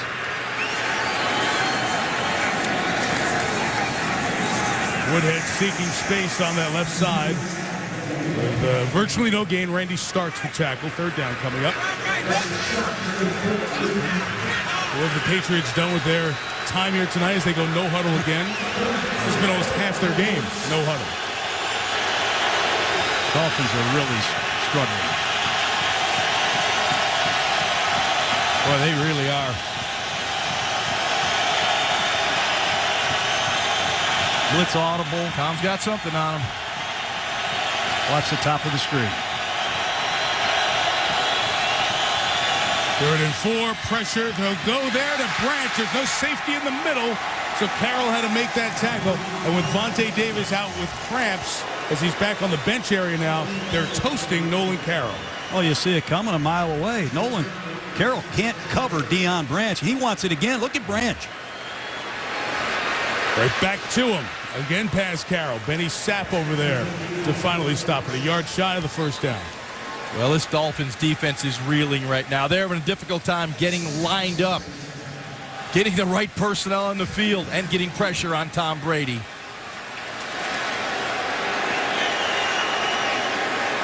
Brady over 300 with a quarter to go. Hernandez slipped out of one tackle, gets to the 16-yard line. We have a penalty marker down. Preliminary indication of hold as Sean Smith is cramping now. Holding, number 72 offense. 10-yard penalty, still second down. And that's about the only thing that has slowed down the Patriots tonight is the turnover earlier in this quarter and the penalties. I mentioned about half the plays have come out of the no huddle for the Patriots. 27 of their 54.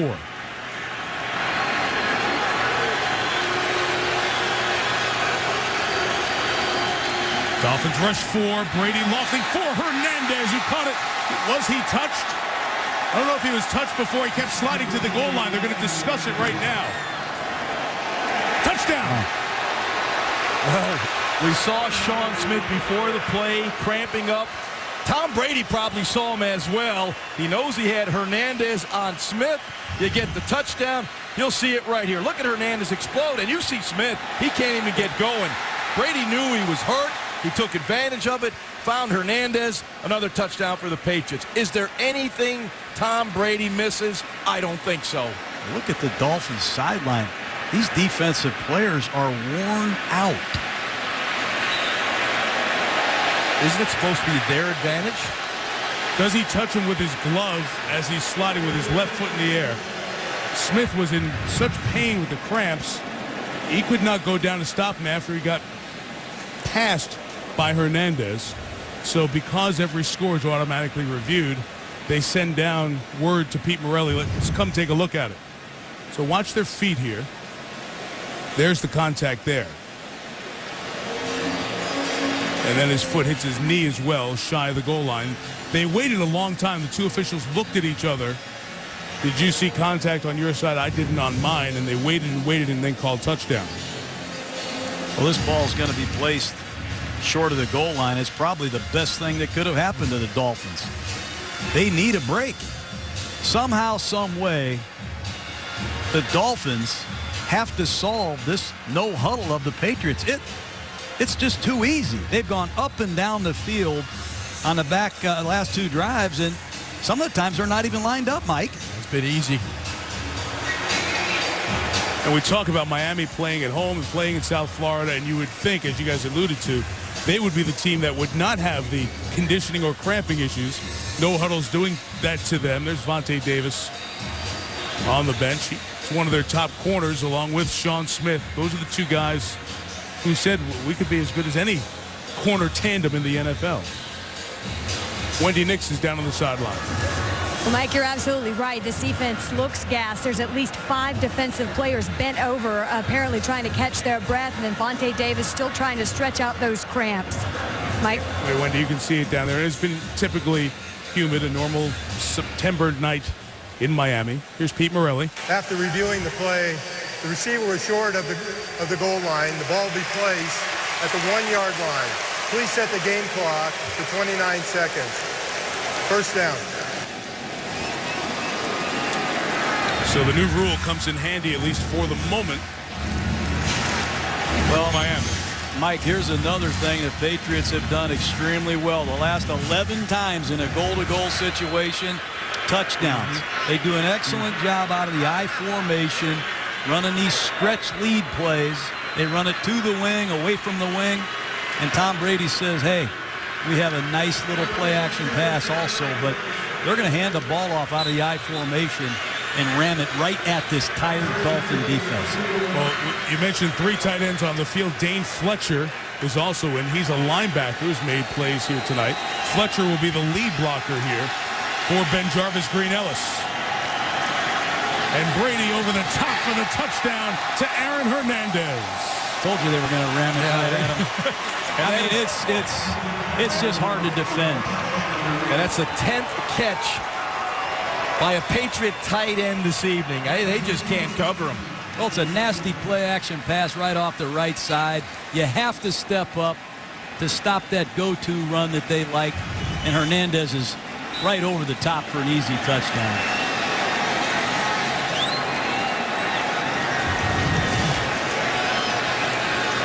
Gostowski's extra point. 28-17. Well, Hernandez is the guy who deserved the touchdown. He had it taken away a moment ago, so he was touchdown to the 2. But they go back to Aaron, and he puts New England up 11. How about the lockout? Everybody talks about the lockout, how it's going to affect teams. It has not affected Tom Brady. I have never seen the Patriots use their no huddle better than they have tonight, Jaws. It's been unbelievable. The tempo has been extraordinary. The formations, the play selection. The only guy that's not tired in this stadium is that Patriot offense and Tom Brady. And you know, I love the way they're doing it, John. It's not just a fast-paced tempo, get up there and go. They're changing personnel after every play. I mean, they really have this Dolphins defense reeling. They can't match up personnel, they can't match up speed-wise, and they can't match up mentally right now. You see Brady spreading it around as per usual. 8 different receivers. 4 of those 8 receivers have at least 5 catches tonight. Look at these receivers. I mean, it's amazing what Brady has been able to do.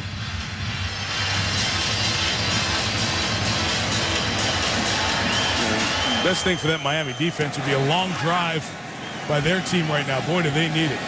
Clyde Gates, that sprinter speed out of Abilene Christian, has not been able to get going at all tonight. Teams ahead of all the X-Jet with the cover. Tom Brady fans at home. How about these 5 throws? Deep down the field on play action, he finds Slater. Reset in the pocket, he finds Gronkowski. Then, how about that throw to Gronkowski for a touchdown? Down in the tight red zone, he audibles, hits Welker for a touchdown. And then on the goal line, play action pass, it's Hernandez. All kind of throws, all kind of deliveries, same results.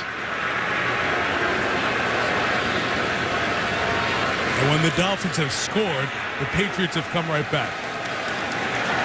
Game was tied at 14. Pats next drive touchdown. Dolphins kick a field goal, and New England responds with that score you just saw. This play killed for a false start. False start, number 26, offense. 5-yard penalty remains, first down. Lex Hilliard.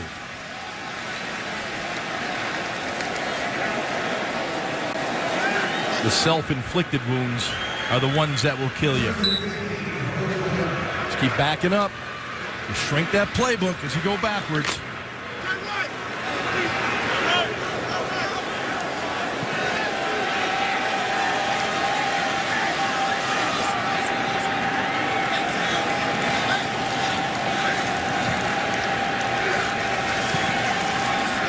Ninkovich off the edge, got past Jake Long. The pass was completed to Devon Bess. And that'll bring the third quarter to an end. Good game to get a bunch of the penalty yards back. The Dolphins in an 11-point hole after 3 on Monday Night Football.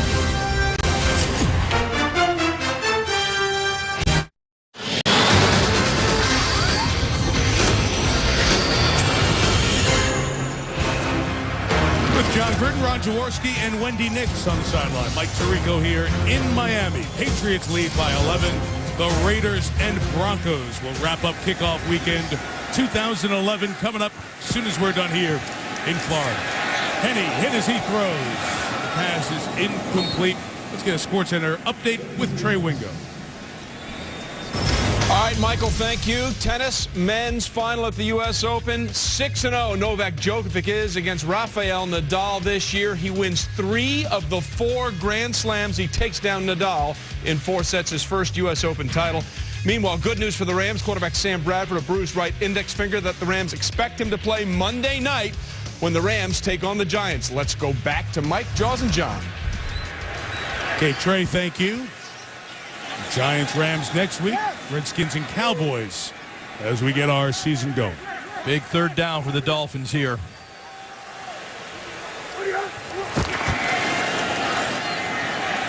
Henne coming for Hartline, goes up, couldn't bring it down. Devin McCourty at the last second knocked it out of his hands. Well, that's the second play in a row. Excuse me, Jaws. Second play in a row that Albert Hainsworth stemmed. He went right over the face of rookie Mike Pouncey. Take a look at Pouncey versus Hainsworth, and on back-to-back plays, you see the push that Albert Hainsworth can get in the pocket. It forces Henne to get rid of it quickly. Well, he got rid of it quickly, but I still think Hartline's got to come up with that catch, even though McCourty did a nice job of knocking it away at the last second. These kicks down the middle now. Eventually, the Patriots are going to take one back. 53 yards up the middle, Edelman. To the 35-yard line, the long snapper John Denny with the tackle. The regular snapper from the Patriots, Dan Copeland, injured his ankle pretty significantly here tonight.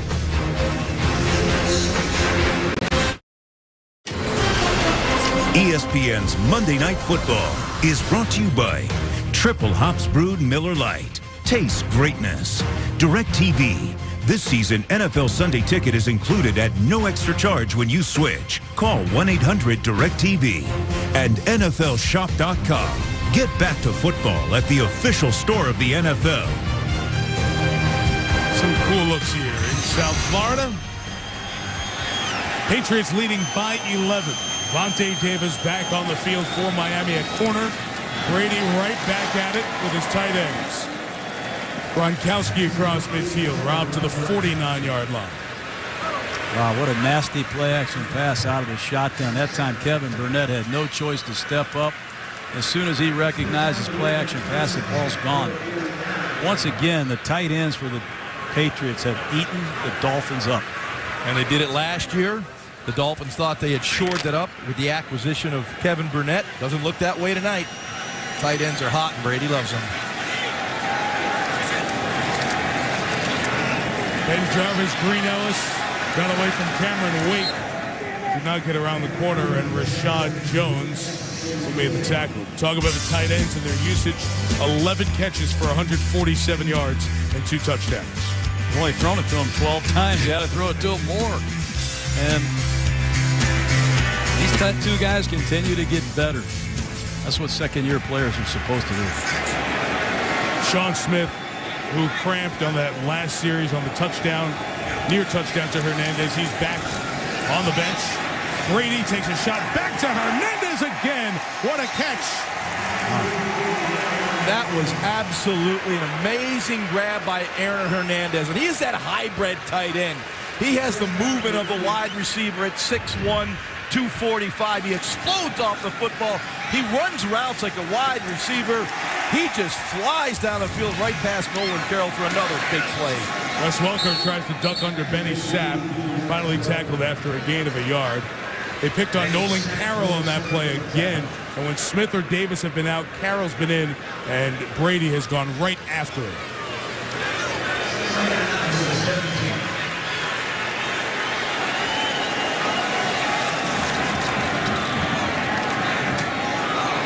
Right off the hit of Sapp, Hernandez keeps going.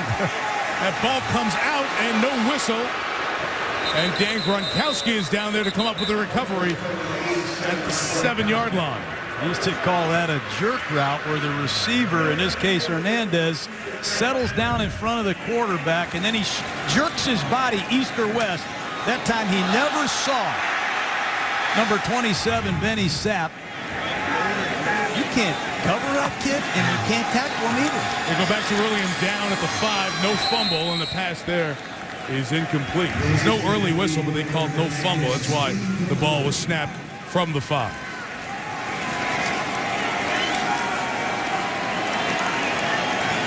Brady relentless once again. Get to the line. Let's go. Find the soft spot. Tom over 400 yards passing. This time hands to Woodhead, who gets to the 2-yard line.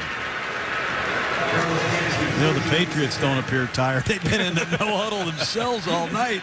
But that's the thing about the New England offense. Not only is it physically grueling, it'll grind on you mentally, and it's taking its toll on the Dolphins. But the mental and physical conditioning of this Patriot football team is awesome. Belichick will run all the way down to the line judge on the far side, thinking about calling a timeout here. And now he backs out. He's not going to get the timeout. But the head coach can call it the official. He'll leave it in the hands of Brady. Might as well use all the clock. Yeah, Tom saw Bill come down to take the timeout and told him he had it. 11:11 to go. Patriots up 11 and looking for more.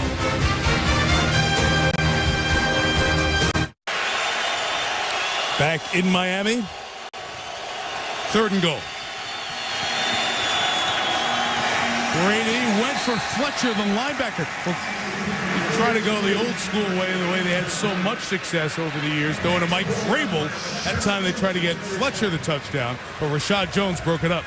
Jones was in excellent position to make a play and possibly take that all the way to the end zone. He undercuts this beautifully. You see Jones read the route, almost picks it off.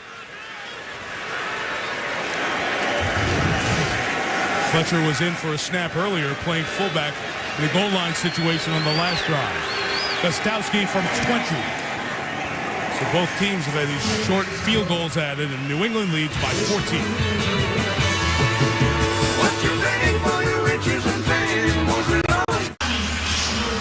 The last 2 teams to play their first games, the Raiders and the Broncos, 2 coaching debuts. Hugh Jackson and John Fox coming up next here on ESPN. Brad Nessler and Trent Dilfer will have that one for you from Denver. See Darren McFadden of the Raiders and Kyle Orton. Raiders had a big offensive game in Denver a year ago. Returnable from about near the goal line, Clyde Gates. He only gets out to the 21-yard line. Very interesting offseason with the Patriots. Chad Ochocinco, Sean Ellis, Albert Hainsworth, Andre Carter. A lot of veterans were added, and very interesting talking to some of those guys about the Patriots' way of doing things. Yeah, they buy into the program. It's a teaching program. When you go there, you learn football. You just don't line up and play. And not only do you have to be tough physically, you have to be tough mentally, because Bill Belichick would test you every single day.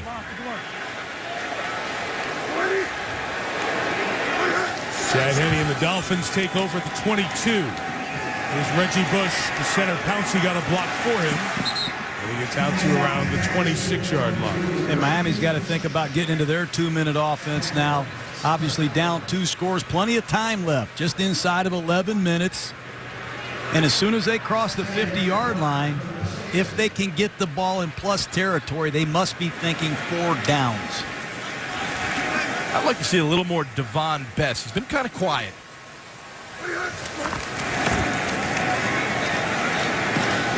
Off the legs of Marshall, incomplete, and Devin McCourty has been close on him here a good part of this second half. We talked to both coaches about conditioning, and clearly New England looks like they've taken advantage of living on the East Coast. They look like they're fresher, they're more alive on their sidelines. Huge 3rd down. Somebody needs to step up for Miami and keep this thing alive. There you see sustaining drives and not sustaining drives tonight. Henne got just crushed. Vince Wilfork just barreled into him as Myron Pryor had a hand on Henne. Wow. You'll see number 68, Richie Incognito. He just got moved out of the way quickly. Oh, he had no chance whatsoever as Pryor came right up the middle, and Wolford is there waiting for Henne. Both guards beaten clearly there. That's right, Wolford got right past Vernon Carey. Sure did. Used to be a tackle who's now kicked in to be a starting guard for Miami. Fields with another punt, Jaws right down the middle. 47 yards. Edelman runs into the long snapper, John Denny, again at the 40-yard line. 9:49 to go. Miami's offense has had 2 good drives, but not much more. Patriots first-round pick in 2001, Richard Seymour, traded to the Raiders a couple of years ago. Now an Oakland captive, set to take on Denver. Game 2 of the Monday Night Football doubleheader coming up as soon as we're done. First down, up 14, right back to the air. Brady downfield for Slater. Off of Matthews' hands and incomplete. Patriots, who have 31 points, almost at 38. We should have 38. I mean, what a beautiful throw. Hits Slater right in his hands. And trying to add to this 30-plus point effort. 9 consecutive games right now. The Rams did it over the 99-2014 games, greatest show on turf. So the Patriots has their own mark that they set end of 06 and on to 07.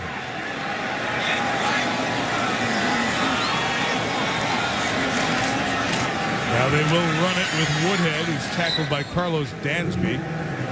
Dansby and Burnett inside, supposed to be difference makers in shutting down a Dolphin defense problem from last year. That was tight end productivity. Not tonight. Yeah, and you would also think with Dansby and Burnett inside, and all of a sudden you have a change at the center position. Copen goes out and Dan Conley comes in, but this offense has not missed a beat with Dan Conley at center. He has stepped up big time. And Brian Waters has played more snaps than the Patriots coaches thought he would at guard. He signed him 8 days ago. Kansas City let him go. This time Brady gets hit as he throws, and that pass for Chad Ochocinco hits the ground and incomplete. Ochocinco's not been mentioned much or targeted much or on the field much tonight. He's going to have a hard time getting on the field the way these tight ends are playing. You go to a 3-receiver set, somebody has to come out. You can say all you want to say about this or that, but Tom Brady was the unanimous MVP last year for good reason. He had one issue, and that was the playoff game against the Jets. Clearly, the man is on a mission as he starts this 11th season. Oh, a good rush on Mesco. They got to him. They say no flag. It was a flop by the punter. And a short return out to the 23-yard line. And there's still a lot of time left, Mike. Odd that New England would come out throwing. I know Slater dropped a deep ball. He's wide open, but there is time. Plenty of time left. 9 minutes basically left in the football game for Miami to make this a one-score game. Well, they better get something going here quickly. They have really struggled to generate offense here, particularly in the fourth quarter.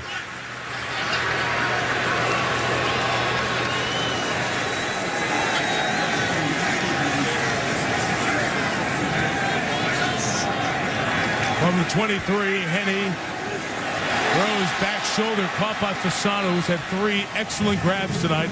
This one good for 22. Well, Fasano certainly can get down the field. He's shown that tonight. And I love the throw by Chad Henne. You got to trust your receiver. When that defender's back is turned, trust him. Stick it in there. He did, and a great catch by Fasano. Miami gets the first down for the first time in 3 drives. Henne to Brandon Marshall. Marshall cuts inside the safety down to the 25. All right by Devin McCourty, and right away Miami is in the red zone. Again, plenty of time left. Clyde Gates, the speedster from Abilene Christian, at the top of the screen. Brandon Marshall at the bottom. And Reggie Bush, if they play it conservatively, will see the ball on a shotgun run play.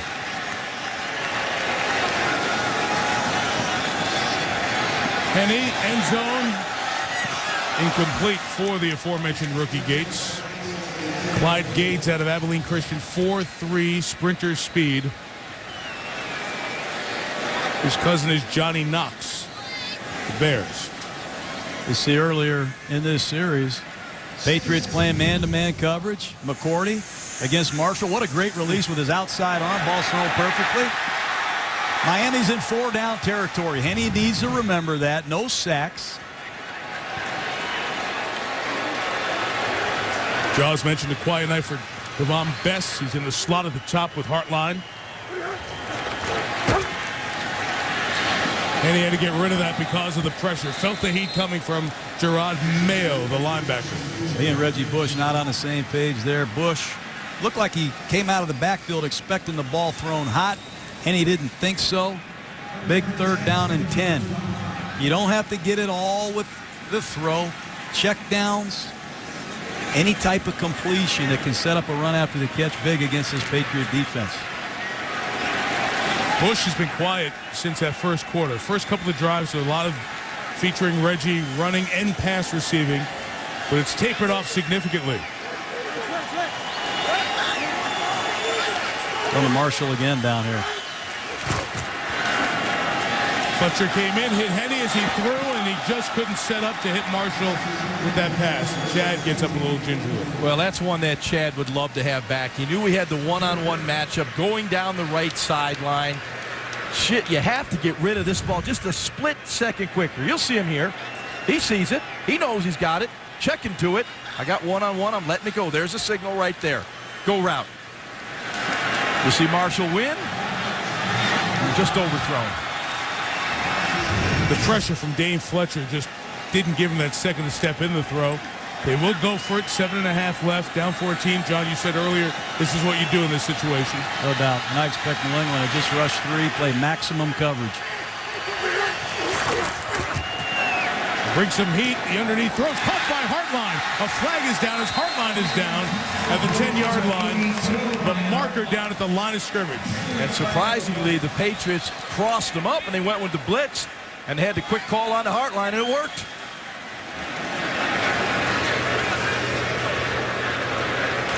Offside, number 24 defense. The penalty will be declined. Result of the play is a first down. And Kyle Arrington, number 24, is the third-level player that the Patriots love to blitz. He likes to come with the pressure. You'll see him coming right now, cheated across the line. Good job by Colombo picking it up, seeing him. An excellent job, I thought, by Chad Henne, reading it quickly and getting the ball out of his hand, and an accurate throw. Touching the 10, so first and goal. Miami trying to get within a score. Henne gets hit as he throws again. Bush has it. Reggie's clipped up. What a play by Lee Bogdan coming off the corner. But that pass rush is getting to Henne more and more. They need to get their best red zone play selection right here. They have 3 downs to score. Zone coverage this time by New England. Pass rush is pretty good. Nice check down. Reggie's got to go north and south. Don't run east and west against the Bill Belichick zone defense. Go north and south, split people after the catch. 2nd and goal.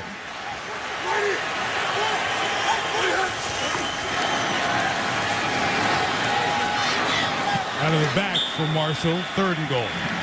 Clearly some miscommunication all night long on these tight red zone throws from Chad Henne to Brandon Marshall. They just don't seem to be on the same page, see the field with the same eyes, see the coverage with the same eyes. It's been a little bit dysfunctional in this area of the field.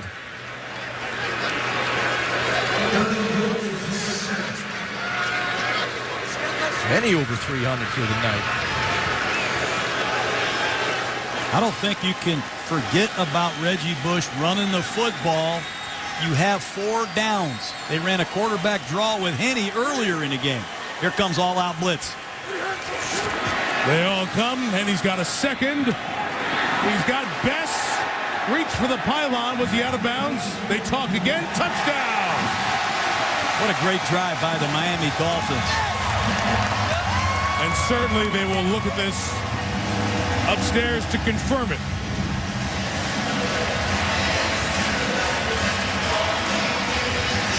His knee is down there. Where is he on the reach? As he tries to break the plane, a look down. Oof, might be a... Yeah, he's going to be just short. If I was Tony Sperano, I'd be down there getting my 4th and goal play ready. Yep. Very similar to play to Wes Welker's touchdown against the blitz from Tom Brady. And Welker and Bess have the same kind of quickness and speed. All right, so the officials review, touchdown or not. Our first guess is it's a little short. We'll take more looks. Miami has its personnel back on the field. They look like they know they are just short. Pete Morelli has looked. After reviewing the play, the receiver is down by contact short of the goal line. The ball will be placed on a half-yard line. 4th down. So 4th and goal coming up. And you get a good look. Great look. This is right down the goal line. So when his knee is down, so the ball is placed at the half-yard line. So this rule to review everything called on the field, a touchdown automatically, has twice taken away calls on the field that were touchdowns that were not when looked at in replay. And Miami's going to spread them out inside the 1. Remember, the Dolphins were rejected earlier in the game when they went to their goal line personnel. Even Paul Soliai was the fullback. Miami doesn't have the confidence that they can knock it across the goal line unless it's a quarterback sneak from Henne.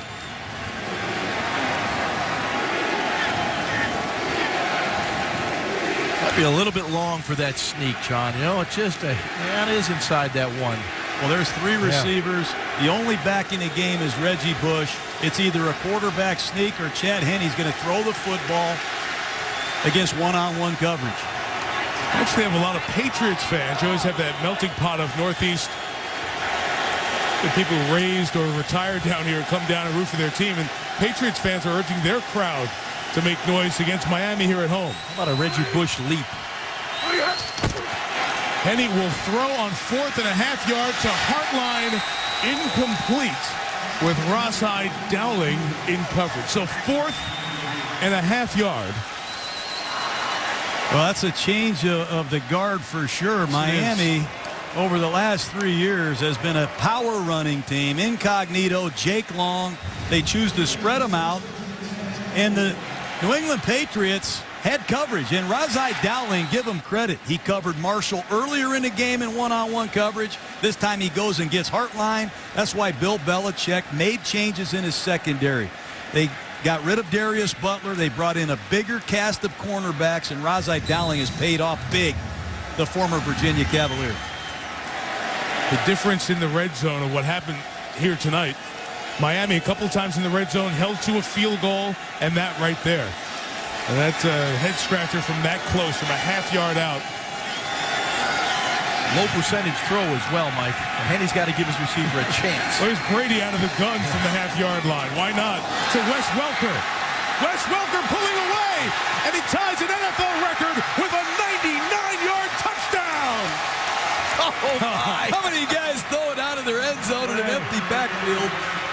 As Don Meredith said when Tony Dorsett did it, 99 yards and a half. And that was. Oh, my. I had one of those, Mike. Mine was 99 yards, 2 feet 11 inches. Wow. What Tom Brady goes over 500 yards passing. That's more than I threw for my career, high school and college. One-on-one coverage. They blitz an empty backfield. They're in a desperation situation, and Brady lights up South Florida. Wow. 511 yards.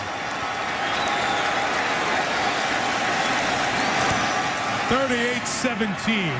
Brady to Welker enters the NFL record book, tying the longest touchdown in the history of the league, done multiple times, 99.5. There's no backs in the backfield.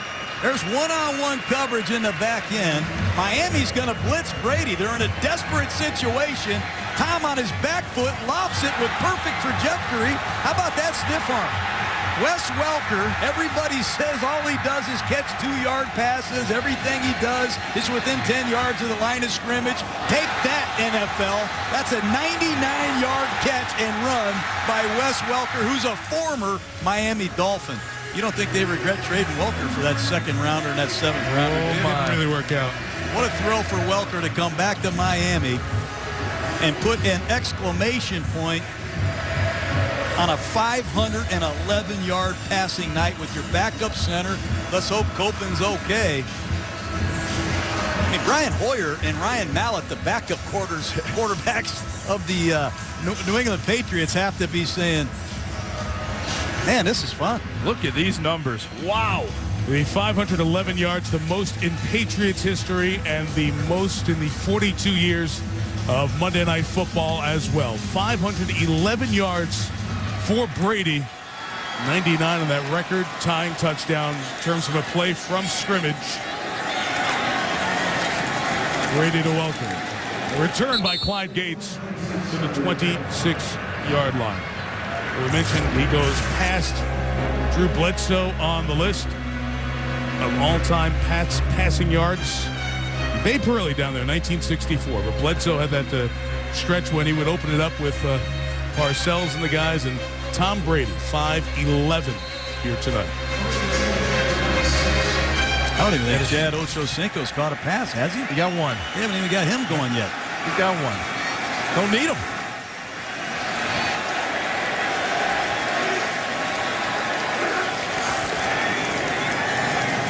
Henny right back to it. Underneath pass is caught by Devon Bess.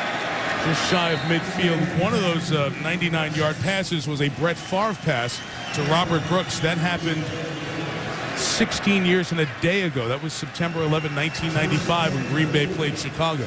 And look at the Patriots now. They're using Kyle Arrington, number 24, as a pass rusher. This is a 190-pound defensive back they're using as a pass rusher. Yeah, they used him in that position last year, John. They're doing anything they can to generate some pressure on the quarterback. Brandon Marshall stays on his feet. Tackled inside the 35, inside of 5 minutes. Kyle Orton getting ready. Can these guys match the numbers Brady put up? Orton and the Broncos taking on the Oakland Raiders coming up on Monday Night Football.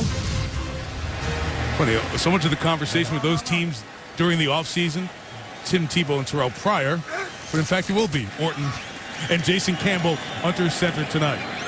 Pass complete to Fasano, the tight end, as we've gone over 1,000 yards in this game now tonight. Chad Henne's close to 400 himself, Mike. I mean, this is it is becoming a passing league, but this is crazy.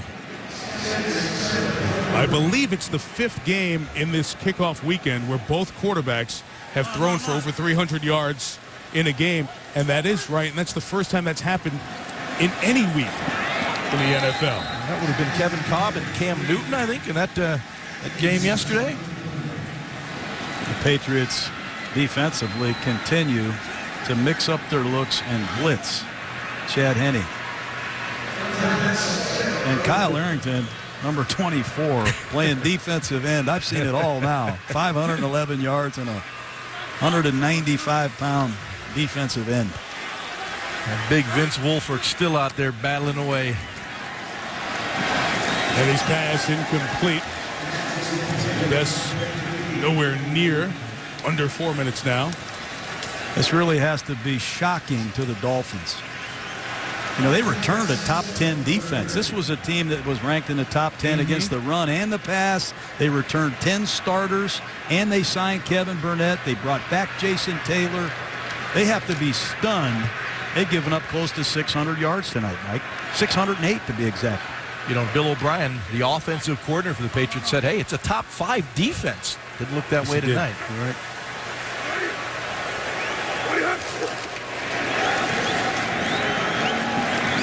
Underneath throw caught by Reggie Bush out of bounds with a first down at the 21-yard line. We mentioned that these two quarterbacks have gone over 300 yards. It started with Breeze and Aaron Rodgers on Thursday night, and there are the 5 pairs of quarterbacks.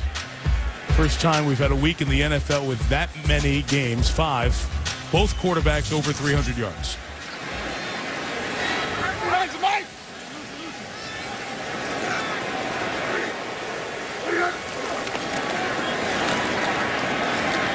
Henny taking off.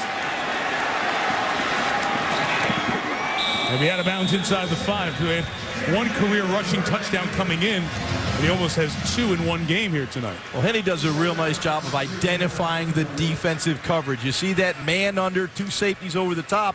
You know if you break the pocket, you're going to see the defense turn their backs. Henny recognized that, took it down to the 2-yard line. Well, Miami let Lusaka Polite, their fullback, go. And I don't know that they have a fullback for this game. Well, Charles Clay was the guy they were hoping to take that role, right? Right, he's inactive, hurt. Their draft choice out of Tulsa, but they're committed to the spread. First and goal from the 2, swing out Reggie Bush. He reaches for the pylon. And they say he's down at the 1. Get another look at that. If Sperano wanted to review this, he'd have to use a challenge, not call the score on the field. And that looks like a touchdown. That's clear as day. Very similar to the double, not by about 4 yards shy, but the double reverse that he ran in with New Orleans here in Miami as a member of the Saints. Remember, he leaped from about the 6-yard line and broke the plane? There's part of the rule I don't understand. They're going to challenge scoring plays. Why wouldn't they challenge that play? I don't get it, Mike. On the field. Go ahead, Mike. No. Ridiculous. I'm with John a little bit on this one. You're challenging anything that's called a touchdown on the field and not asking the coaches to use a challenge. So what they're doing is when the officials don't get it right, they want to make sure that the points aren't up on the board when they shouldn't be. But in a case like this, if it's that close, why not challenge these as well, or let the booth control these? You know, this is going to be a touchdown, Miami. We're going to have an onside kick ready to go. And I know the Houston Texans, who got a big win yesterday against the Colts, are watching this game because they come in here next week with a chance to go 2-0. And the Miami Dolphins on a short week see another explosive offense in the Houston Texans. They have to re-energize the troops, make some corrections, because I'm sure the Houston Texans are drawing up plays they want to run themselves. Well, Matt Shaw does an excellent job of orchestrating that Texans offense. They do a lot of the things, not to the degree that Tom Brady does them, but Shaw will work the line of scrimmage. He'll do the dummy counts. He'll do the dummy calls. He'll get his offense into the right play, and they are a very balanced offense. But when you look at this Dolphin defense, they have to be shocked. Kevin Burnett, Carlos Dansby, Jason Taylor, they have a lot of well-known veteran defenders. After reviewing the play, it is a touchdown. The runner broke the plane to the goal by touching the pylon. Please set the game clock to 3:39. Miami will not be charged a timeout. Well, we spent some time around the Dolphins this weekend out at their practice. We talked to the players, the coaches. There clearly was a sense of confidence on the defense. The offense was the question mark. Were they going to be able to score points? Were they going to be able to move the ball? But the one constant everyone thought would be the Dolphins' defense, and they certainly came out flat tonight. So Reggie Bush gets that touchdown, and there's his Dolphin debut in the regular season in terms of scoring touchdowns. And the extra point for Dan Carpenter makes it 38-24. And like John indicated, an onside kick likely coming here with 3:39 to go. And the Dolphins will use 2 kickers. They're going to line up 5 Dolphins on one side, 4 on the other. They'll look at the Patriot deployment. I'm sure they're going to use some big receivers to be the jumpers. Brandon Marshall. It's your only chance. 3:39 left. You have 2 timeouts. Need to make a play in a kicking game. Hartline, 82, the fastest Dolphin, will be a factor. But they're going to have 2 kickers. And on the right side of this formation, you'll see 5 Miami Dolphins, and number 19, Brandon Marshall, will be the design jumper. There he is. There's going to be 4 Dolphins over here, and there's going to be 2 kickers. And they're going to look at the deployment of the Patriots and determine which of these kickers kicks to the side where the numbers are the lightest. Will he middle dribble it? Will he kick it to the left? Will he kick it to the right? But keep an eye on Marshall at the bottom of the screen and Brian Hartline, the fastest Dolphin. A lot of strategy here, man. And so what Belichick do? He called timeout. Darn right he did. You and I were talking about this, John, this morning, because it's very hard kickoff situation to get your guys set up for because of that deployment. There's no question. They have 2 kickers. You can kick the ball left or right or middle dribble it. If you don't put anybody deep, you have a track meet and you kick it deep. There is a lot of strategy. Scotty O'Brien, the special teams coach of the Patriots, knows he's got a 2-score lead. Let's take a timeout. Don't be surprised now if Miami doesn't reset their kicking team. But this is the only chance Miami has, and I love what the Dolphins have orchestrated here. A check with me, onside kick to where the Patriots aren't. Well, why not? Everything else in football is check with me now. Hey, look at this. Right? But what we're seeing now is the prevalence of that pop-up kick, where the kicker drives the ball into the ground and it pops straight up in the air, goes 10 yards, and it's almost like a fair catch. That's the tough one for the receiving team to handle. Well, look at Carpenter and Fields, the 2 kickers. They're going to have a little hand signal to determine, is Carpenter kicking it to the left, or is Fields going to middle dribble it or kick it to the right?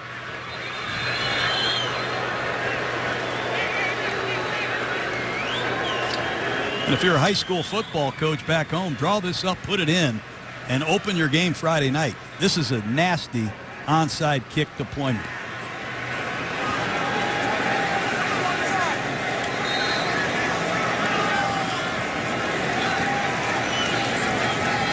It will be Fields kicking near side toward Marshall. Goes out of bounds, untouched. And the violation on the Dolphins. We give the ball to the Patriots. All that excitement. It was well executed, though. The pop-up kick was there. That was a live ball right at the sideline. The Dolphins just couldn't get someone there. But that ball hung in the air. Tom Brady, 511 yards tonight. He's coming back out with 3:39 to go. It's been 15 years since we've had a game with that many passing yards by an individual. Last year they were up 41-14, and Tom did not come out of the game. We said before, he relishes these times. After a long, hard week of work, he loves being out there with his teammates and finishing people. Last snap he took, he and Wes Welker combined on something that's only been done 12 times before. The 13th 99-yard play from scrimmage in NFL history. Run by Ben Jarvis, Green Ellis. Couple yard shot. A first down. See what kind of running now Raider offensive captain Darren McFadden does. Raiders, Broncos, those great rivalries in the AFC West will get us going on Monday Night Football. The doubleheader wraps up. So that game has just started, and it's over on ESPN2. So if you are waiting for that game, over as you look at Robert Kraft, Patriots owner, and DeMaurice Smith, head of the Players Association, who were both here tonight. Both were in the room significantly at the key moments during that labor settlement. Waters, the right guard, moves. Number 54, offense, 5-yard penalty, remains, second down. Again, so if you're waiting for the Raiders and Broncos, ESPN2 that's on right now, you can watch the start of that with Brad Nessler and Trent Dilfer. And if you want to just stay here, we'll get you out there as soon as we're done in Miami. Look at that guy, Brian Waters. Yeah. 11 years he played with the Chiefs. He goes, I needed the Patriots. They push you here. It's not easy. And I needed a challenge, and man, is New England giving it to me. These great players like to be pushed.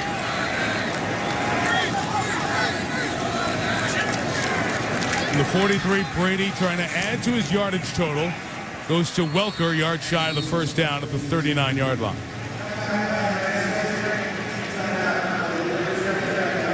Welker is so slippery. I don't know how you cover that guy. Great chemistry with Tom Brady. The indicators he gives Tom releases the ball perfectly. Well, 2 years ago, Welker had a horrific injury. Remember, he came back last year quicker than anyone thought he would. Still led the Patriots, well over 80 catches. 2 years away from that surgery now, Welker obviously looks like his old self. What a great competitor. What you don't see are the little things Welker does. Blocking, full speed patterns on the backside, communicating. He does it the Patriot way. We mentioned tonight Tom Brady joined the top 10 in touchdowns thrown in NFL history. He's made other single game history here tonight. I might add to it here. All the time in the world for Hernandez, and that pass is incomplete. Intended for Aaron Hernandez. Hey, Mike, a little earlier in the show when Chad Henne was making a throw, I said inappropriate words, so I want to apologize, and I hope I didn't offend anyone with that word. Okay.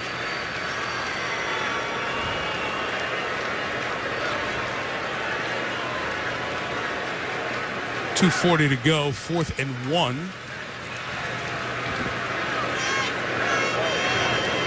And let's see, Brady's just going to come over, and Belichick thinks he's going to take a timeout. Clock wasn't moving, so they're just going to take a timeout and decide what they want to do here on 4th and 1 at the 38-yard line. How about this guy, Brady? He's still throwing the ball. He doesn't get tired. You want to see a performance of the ages. 4 touchdown passes, Gronkowski, Welker, Hernandez, and then my favorite, 99.5 yards to Welker out of his own end zone. Tom Brady has thrown for 517 yards. Brady told us last year, I want to play till I'm 48 years old. I love this. How about this? Number 5. He just might. Yep. Number 5 on the all-time list within a game for passing yards in NFL history. Norm Van Bronklin has the most at 554. Then Warren Moon, Boomer Esiason, Dan Marino, who's in the building here tonight, 4 yards away, and Brady at 517. Result, Mesco just gets rid of it, kicks it to the end zone. 2:32 to go, and Miami down 14. What's funny about Brady? I remember asking him yesterday, I said, what's your favorite part of this offense? Is it the no-back sets? Is it the nasty play-action passes? Is it the audibles? He said, no, it's the preparation. It's our game planning on a weekly basis. We attack every team differently. We put our players in the best possible situations. We do what we do best against what you do worst. He is an absolute fierce competitor. You just love being around him. Back shoulder, Devon Best with the catch. Brandon Marshall with a block and a gain by Best of 27 yards to the 47. I hate to keep sounding like a broken record, but just thinking this, it's not over. You're throwing the ball, maybe going after a couple records, which might be the right thing to do, but man, I've seen crazy things happen. I watched that Notre Dame-Michigan game. I still can't believe what happened in the last 2 minutes and 20 seconds of that game. See teams that don't have this short yardage line up and run the ball. Portion of their offense. Henne, another back shoulder throw. Dolphins sideline wanted the flag. It wasn't coming as Clyde Gates was covered by another rookie again, Ross-eyed Dowling. I imagine there are going to be correctable things, but pretty pleased with Dowling's effort here tonight. No doubt about it. Well over 6 feet tall. They had great success last year getting Devin McCourty out of Rutgers. Dowling was hurt really as a high school player, had a lot of injuries at Virginia. If they can keep him healthy, you never know. They might have hit the lottery again. Missed a good part of this training camp with a leg injury. Henne's throw for Fasano scooped off the ground. 11 first down yards. And let's see if they get one in before the 2-minute warning. Well, Fasano's had a big night tonight too. He's gonna really grow in this offense. And get rid of it.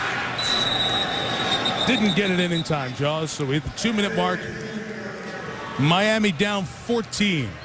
Tom Brady, 5th all-time in NFL history passing yards in a game tonight.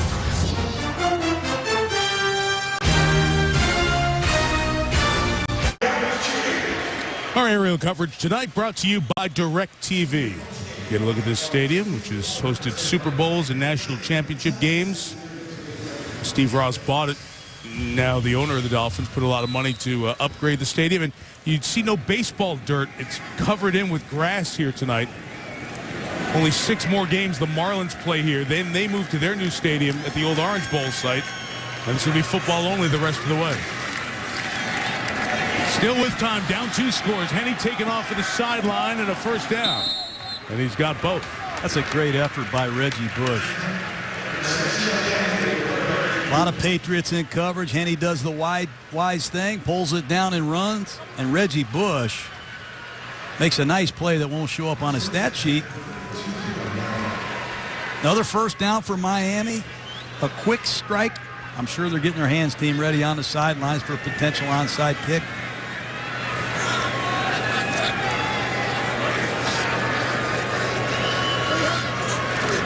Comes some pressure and a whistle.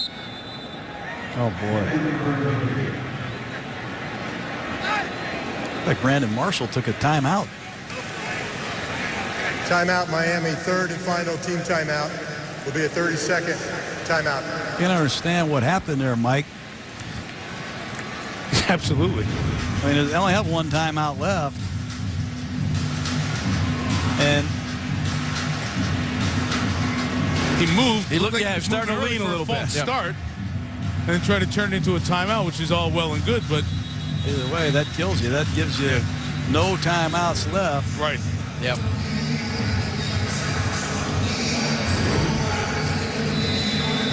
Looks like he was leaning or confused or there he is at the top of the screen. He's going after Dowling again. And if New England gives him one more single high safety look, I got a feeling Henne's looking that way. Well, they didn't get it.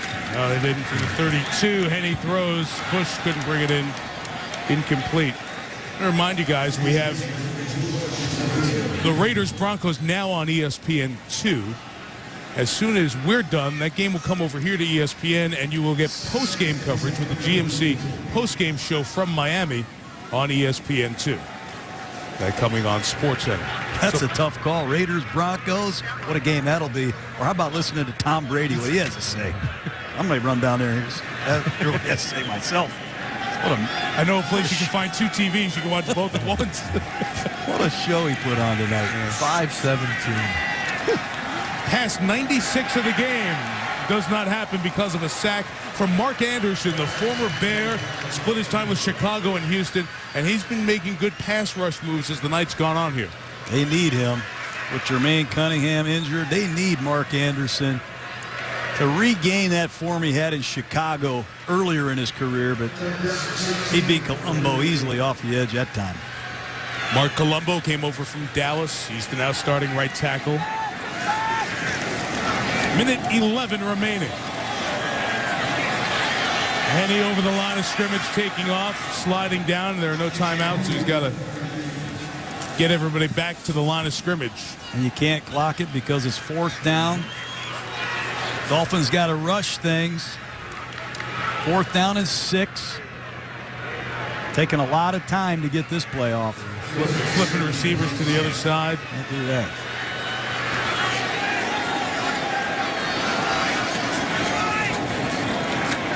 And he throws to Marshall, complete at the 17. And now you can kill it because it's first down. Marshall coming up gimpy. Goes down again. Yep.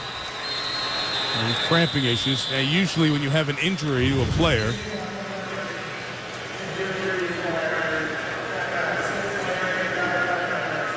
Marshall's played hard tonight. I think that's his 8th catch. Closing in on 150 yards. A lot of passing tonight. when you have an injury to a player in the final 2 minutes, they take a timeout from you. But Miami out of timeouts here as Marshall went down, so it becomes an automatic 10-second runoff and the clock down to 16 seconds. And we're seeing so many people cramping, and that's what you hope it is for Marshall, as opposed to anything else. Henne now at 416 yards passing. You know, and he's 100 yards behind Brady. And that's what, 900+ yards together for both quarterbacks. 906. Once you take away the yards for sacks, 906, and that's an NFL record. We're not done yet. We got a chance. Hey. Clock is running. Yeah, it's an automatic restart of the clock at 16. The Dolphins were not aware of that, so they've made a big mistake here. So this is the last play of the game. So significant some places here as that ball is intercepted by Kyle Arrington and brings the game to a close. 38-24. Patrick Chung broke it up. Tom Brady record-setting performance tonight.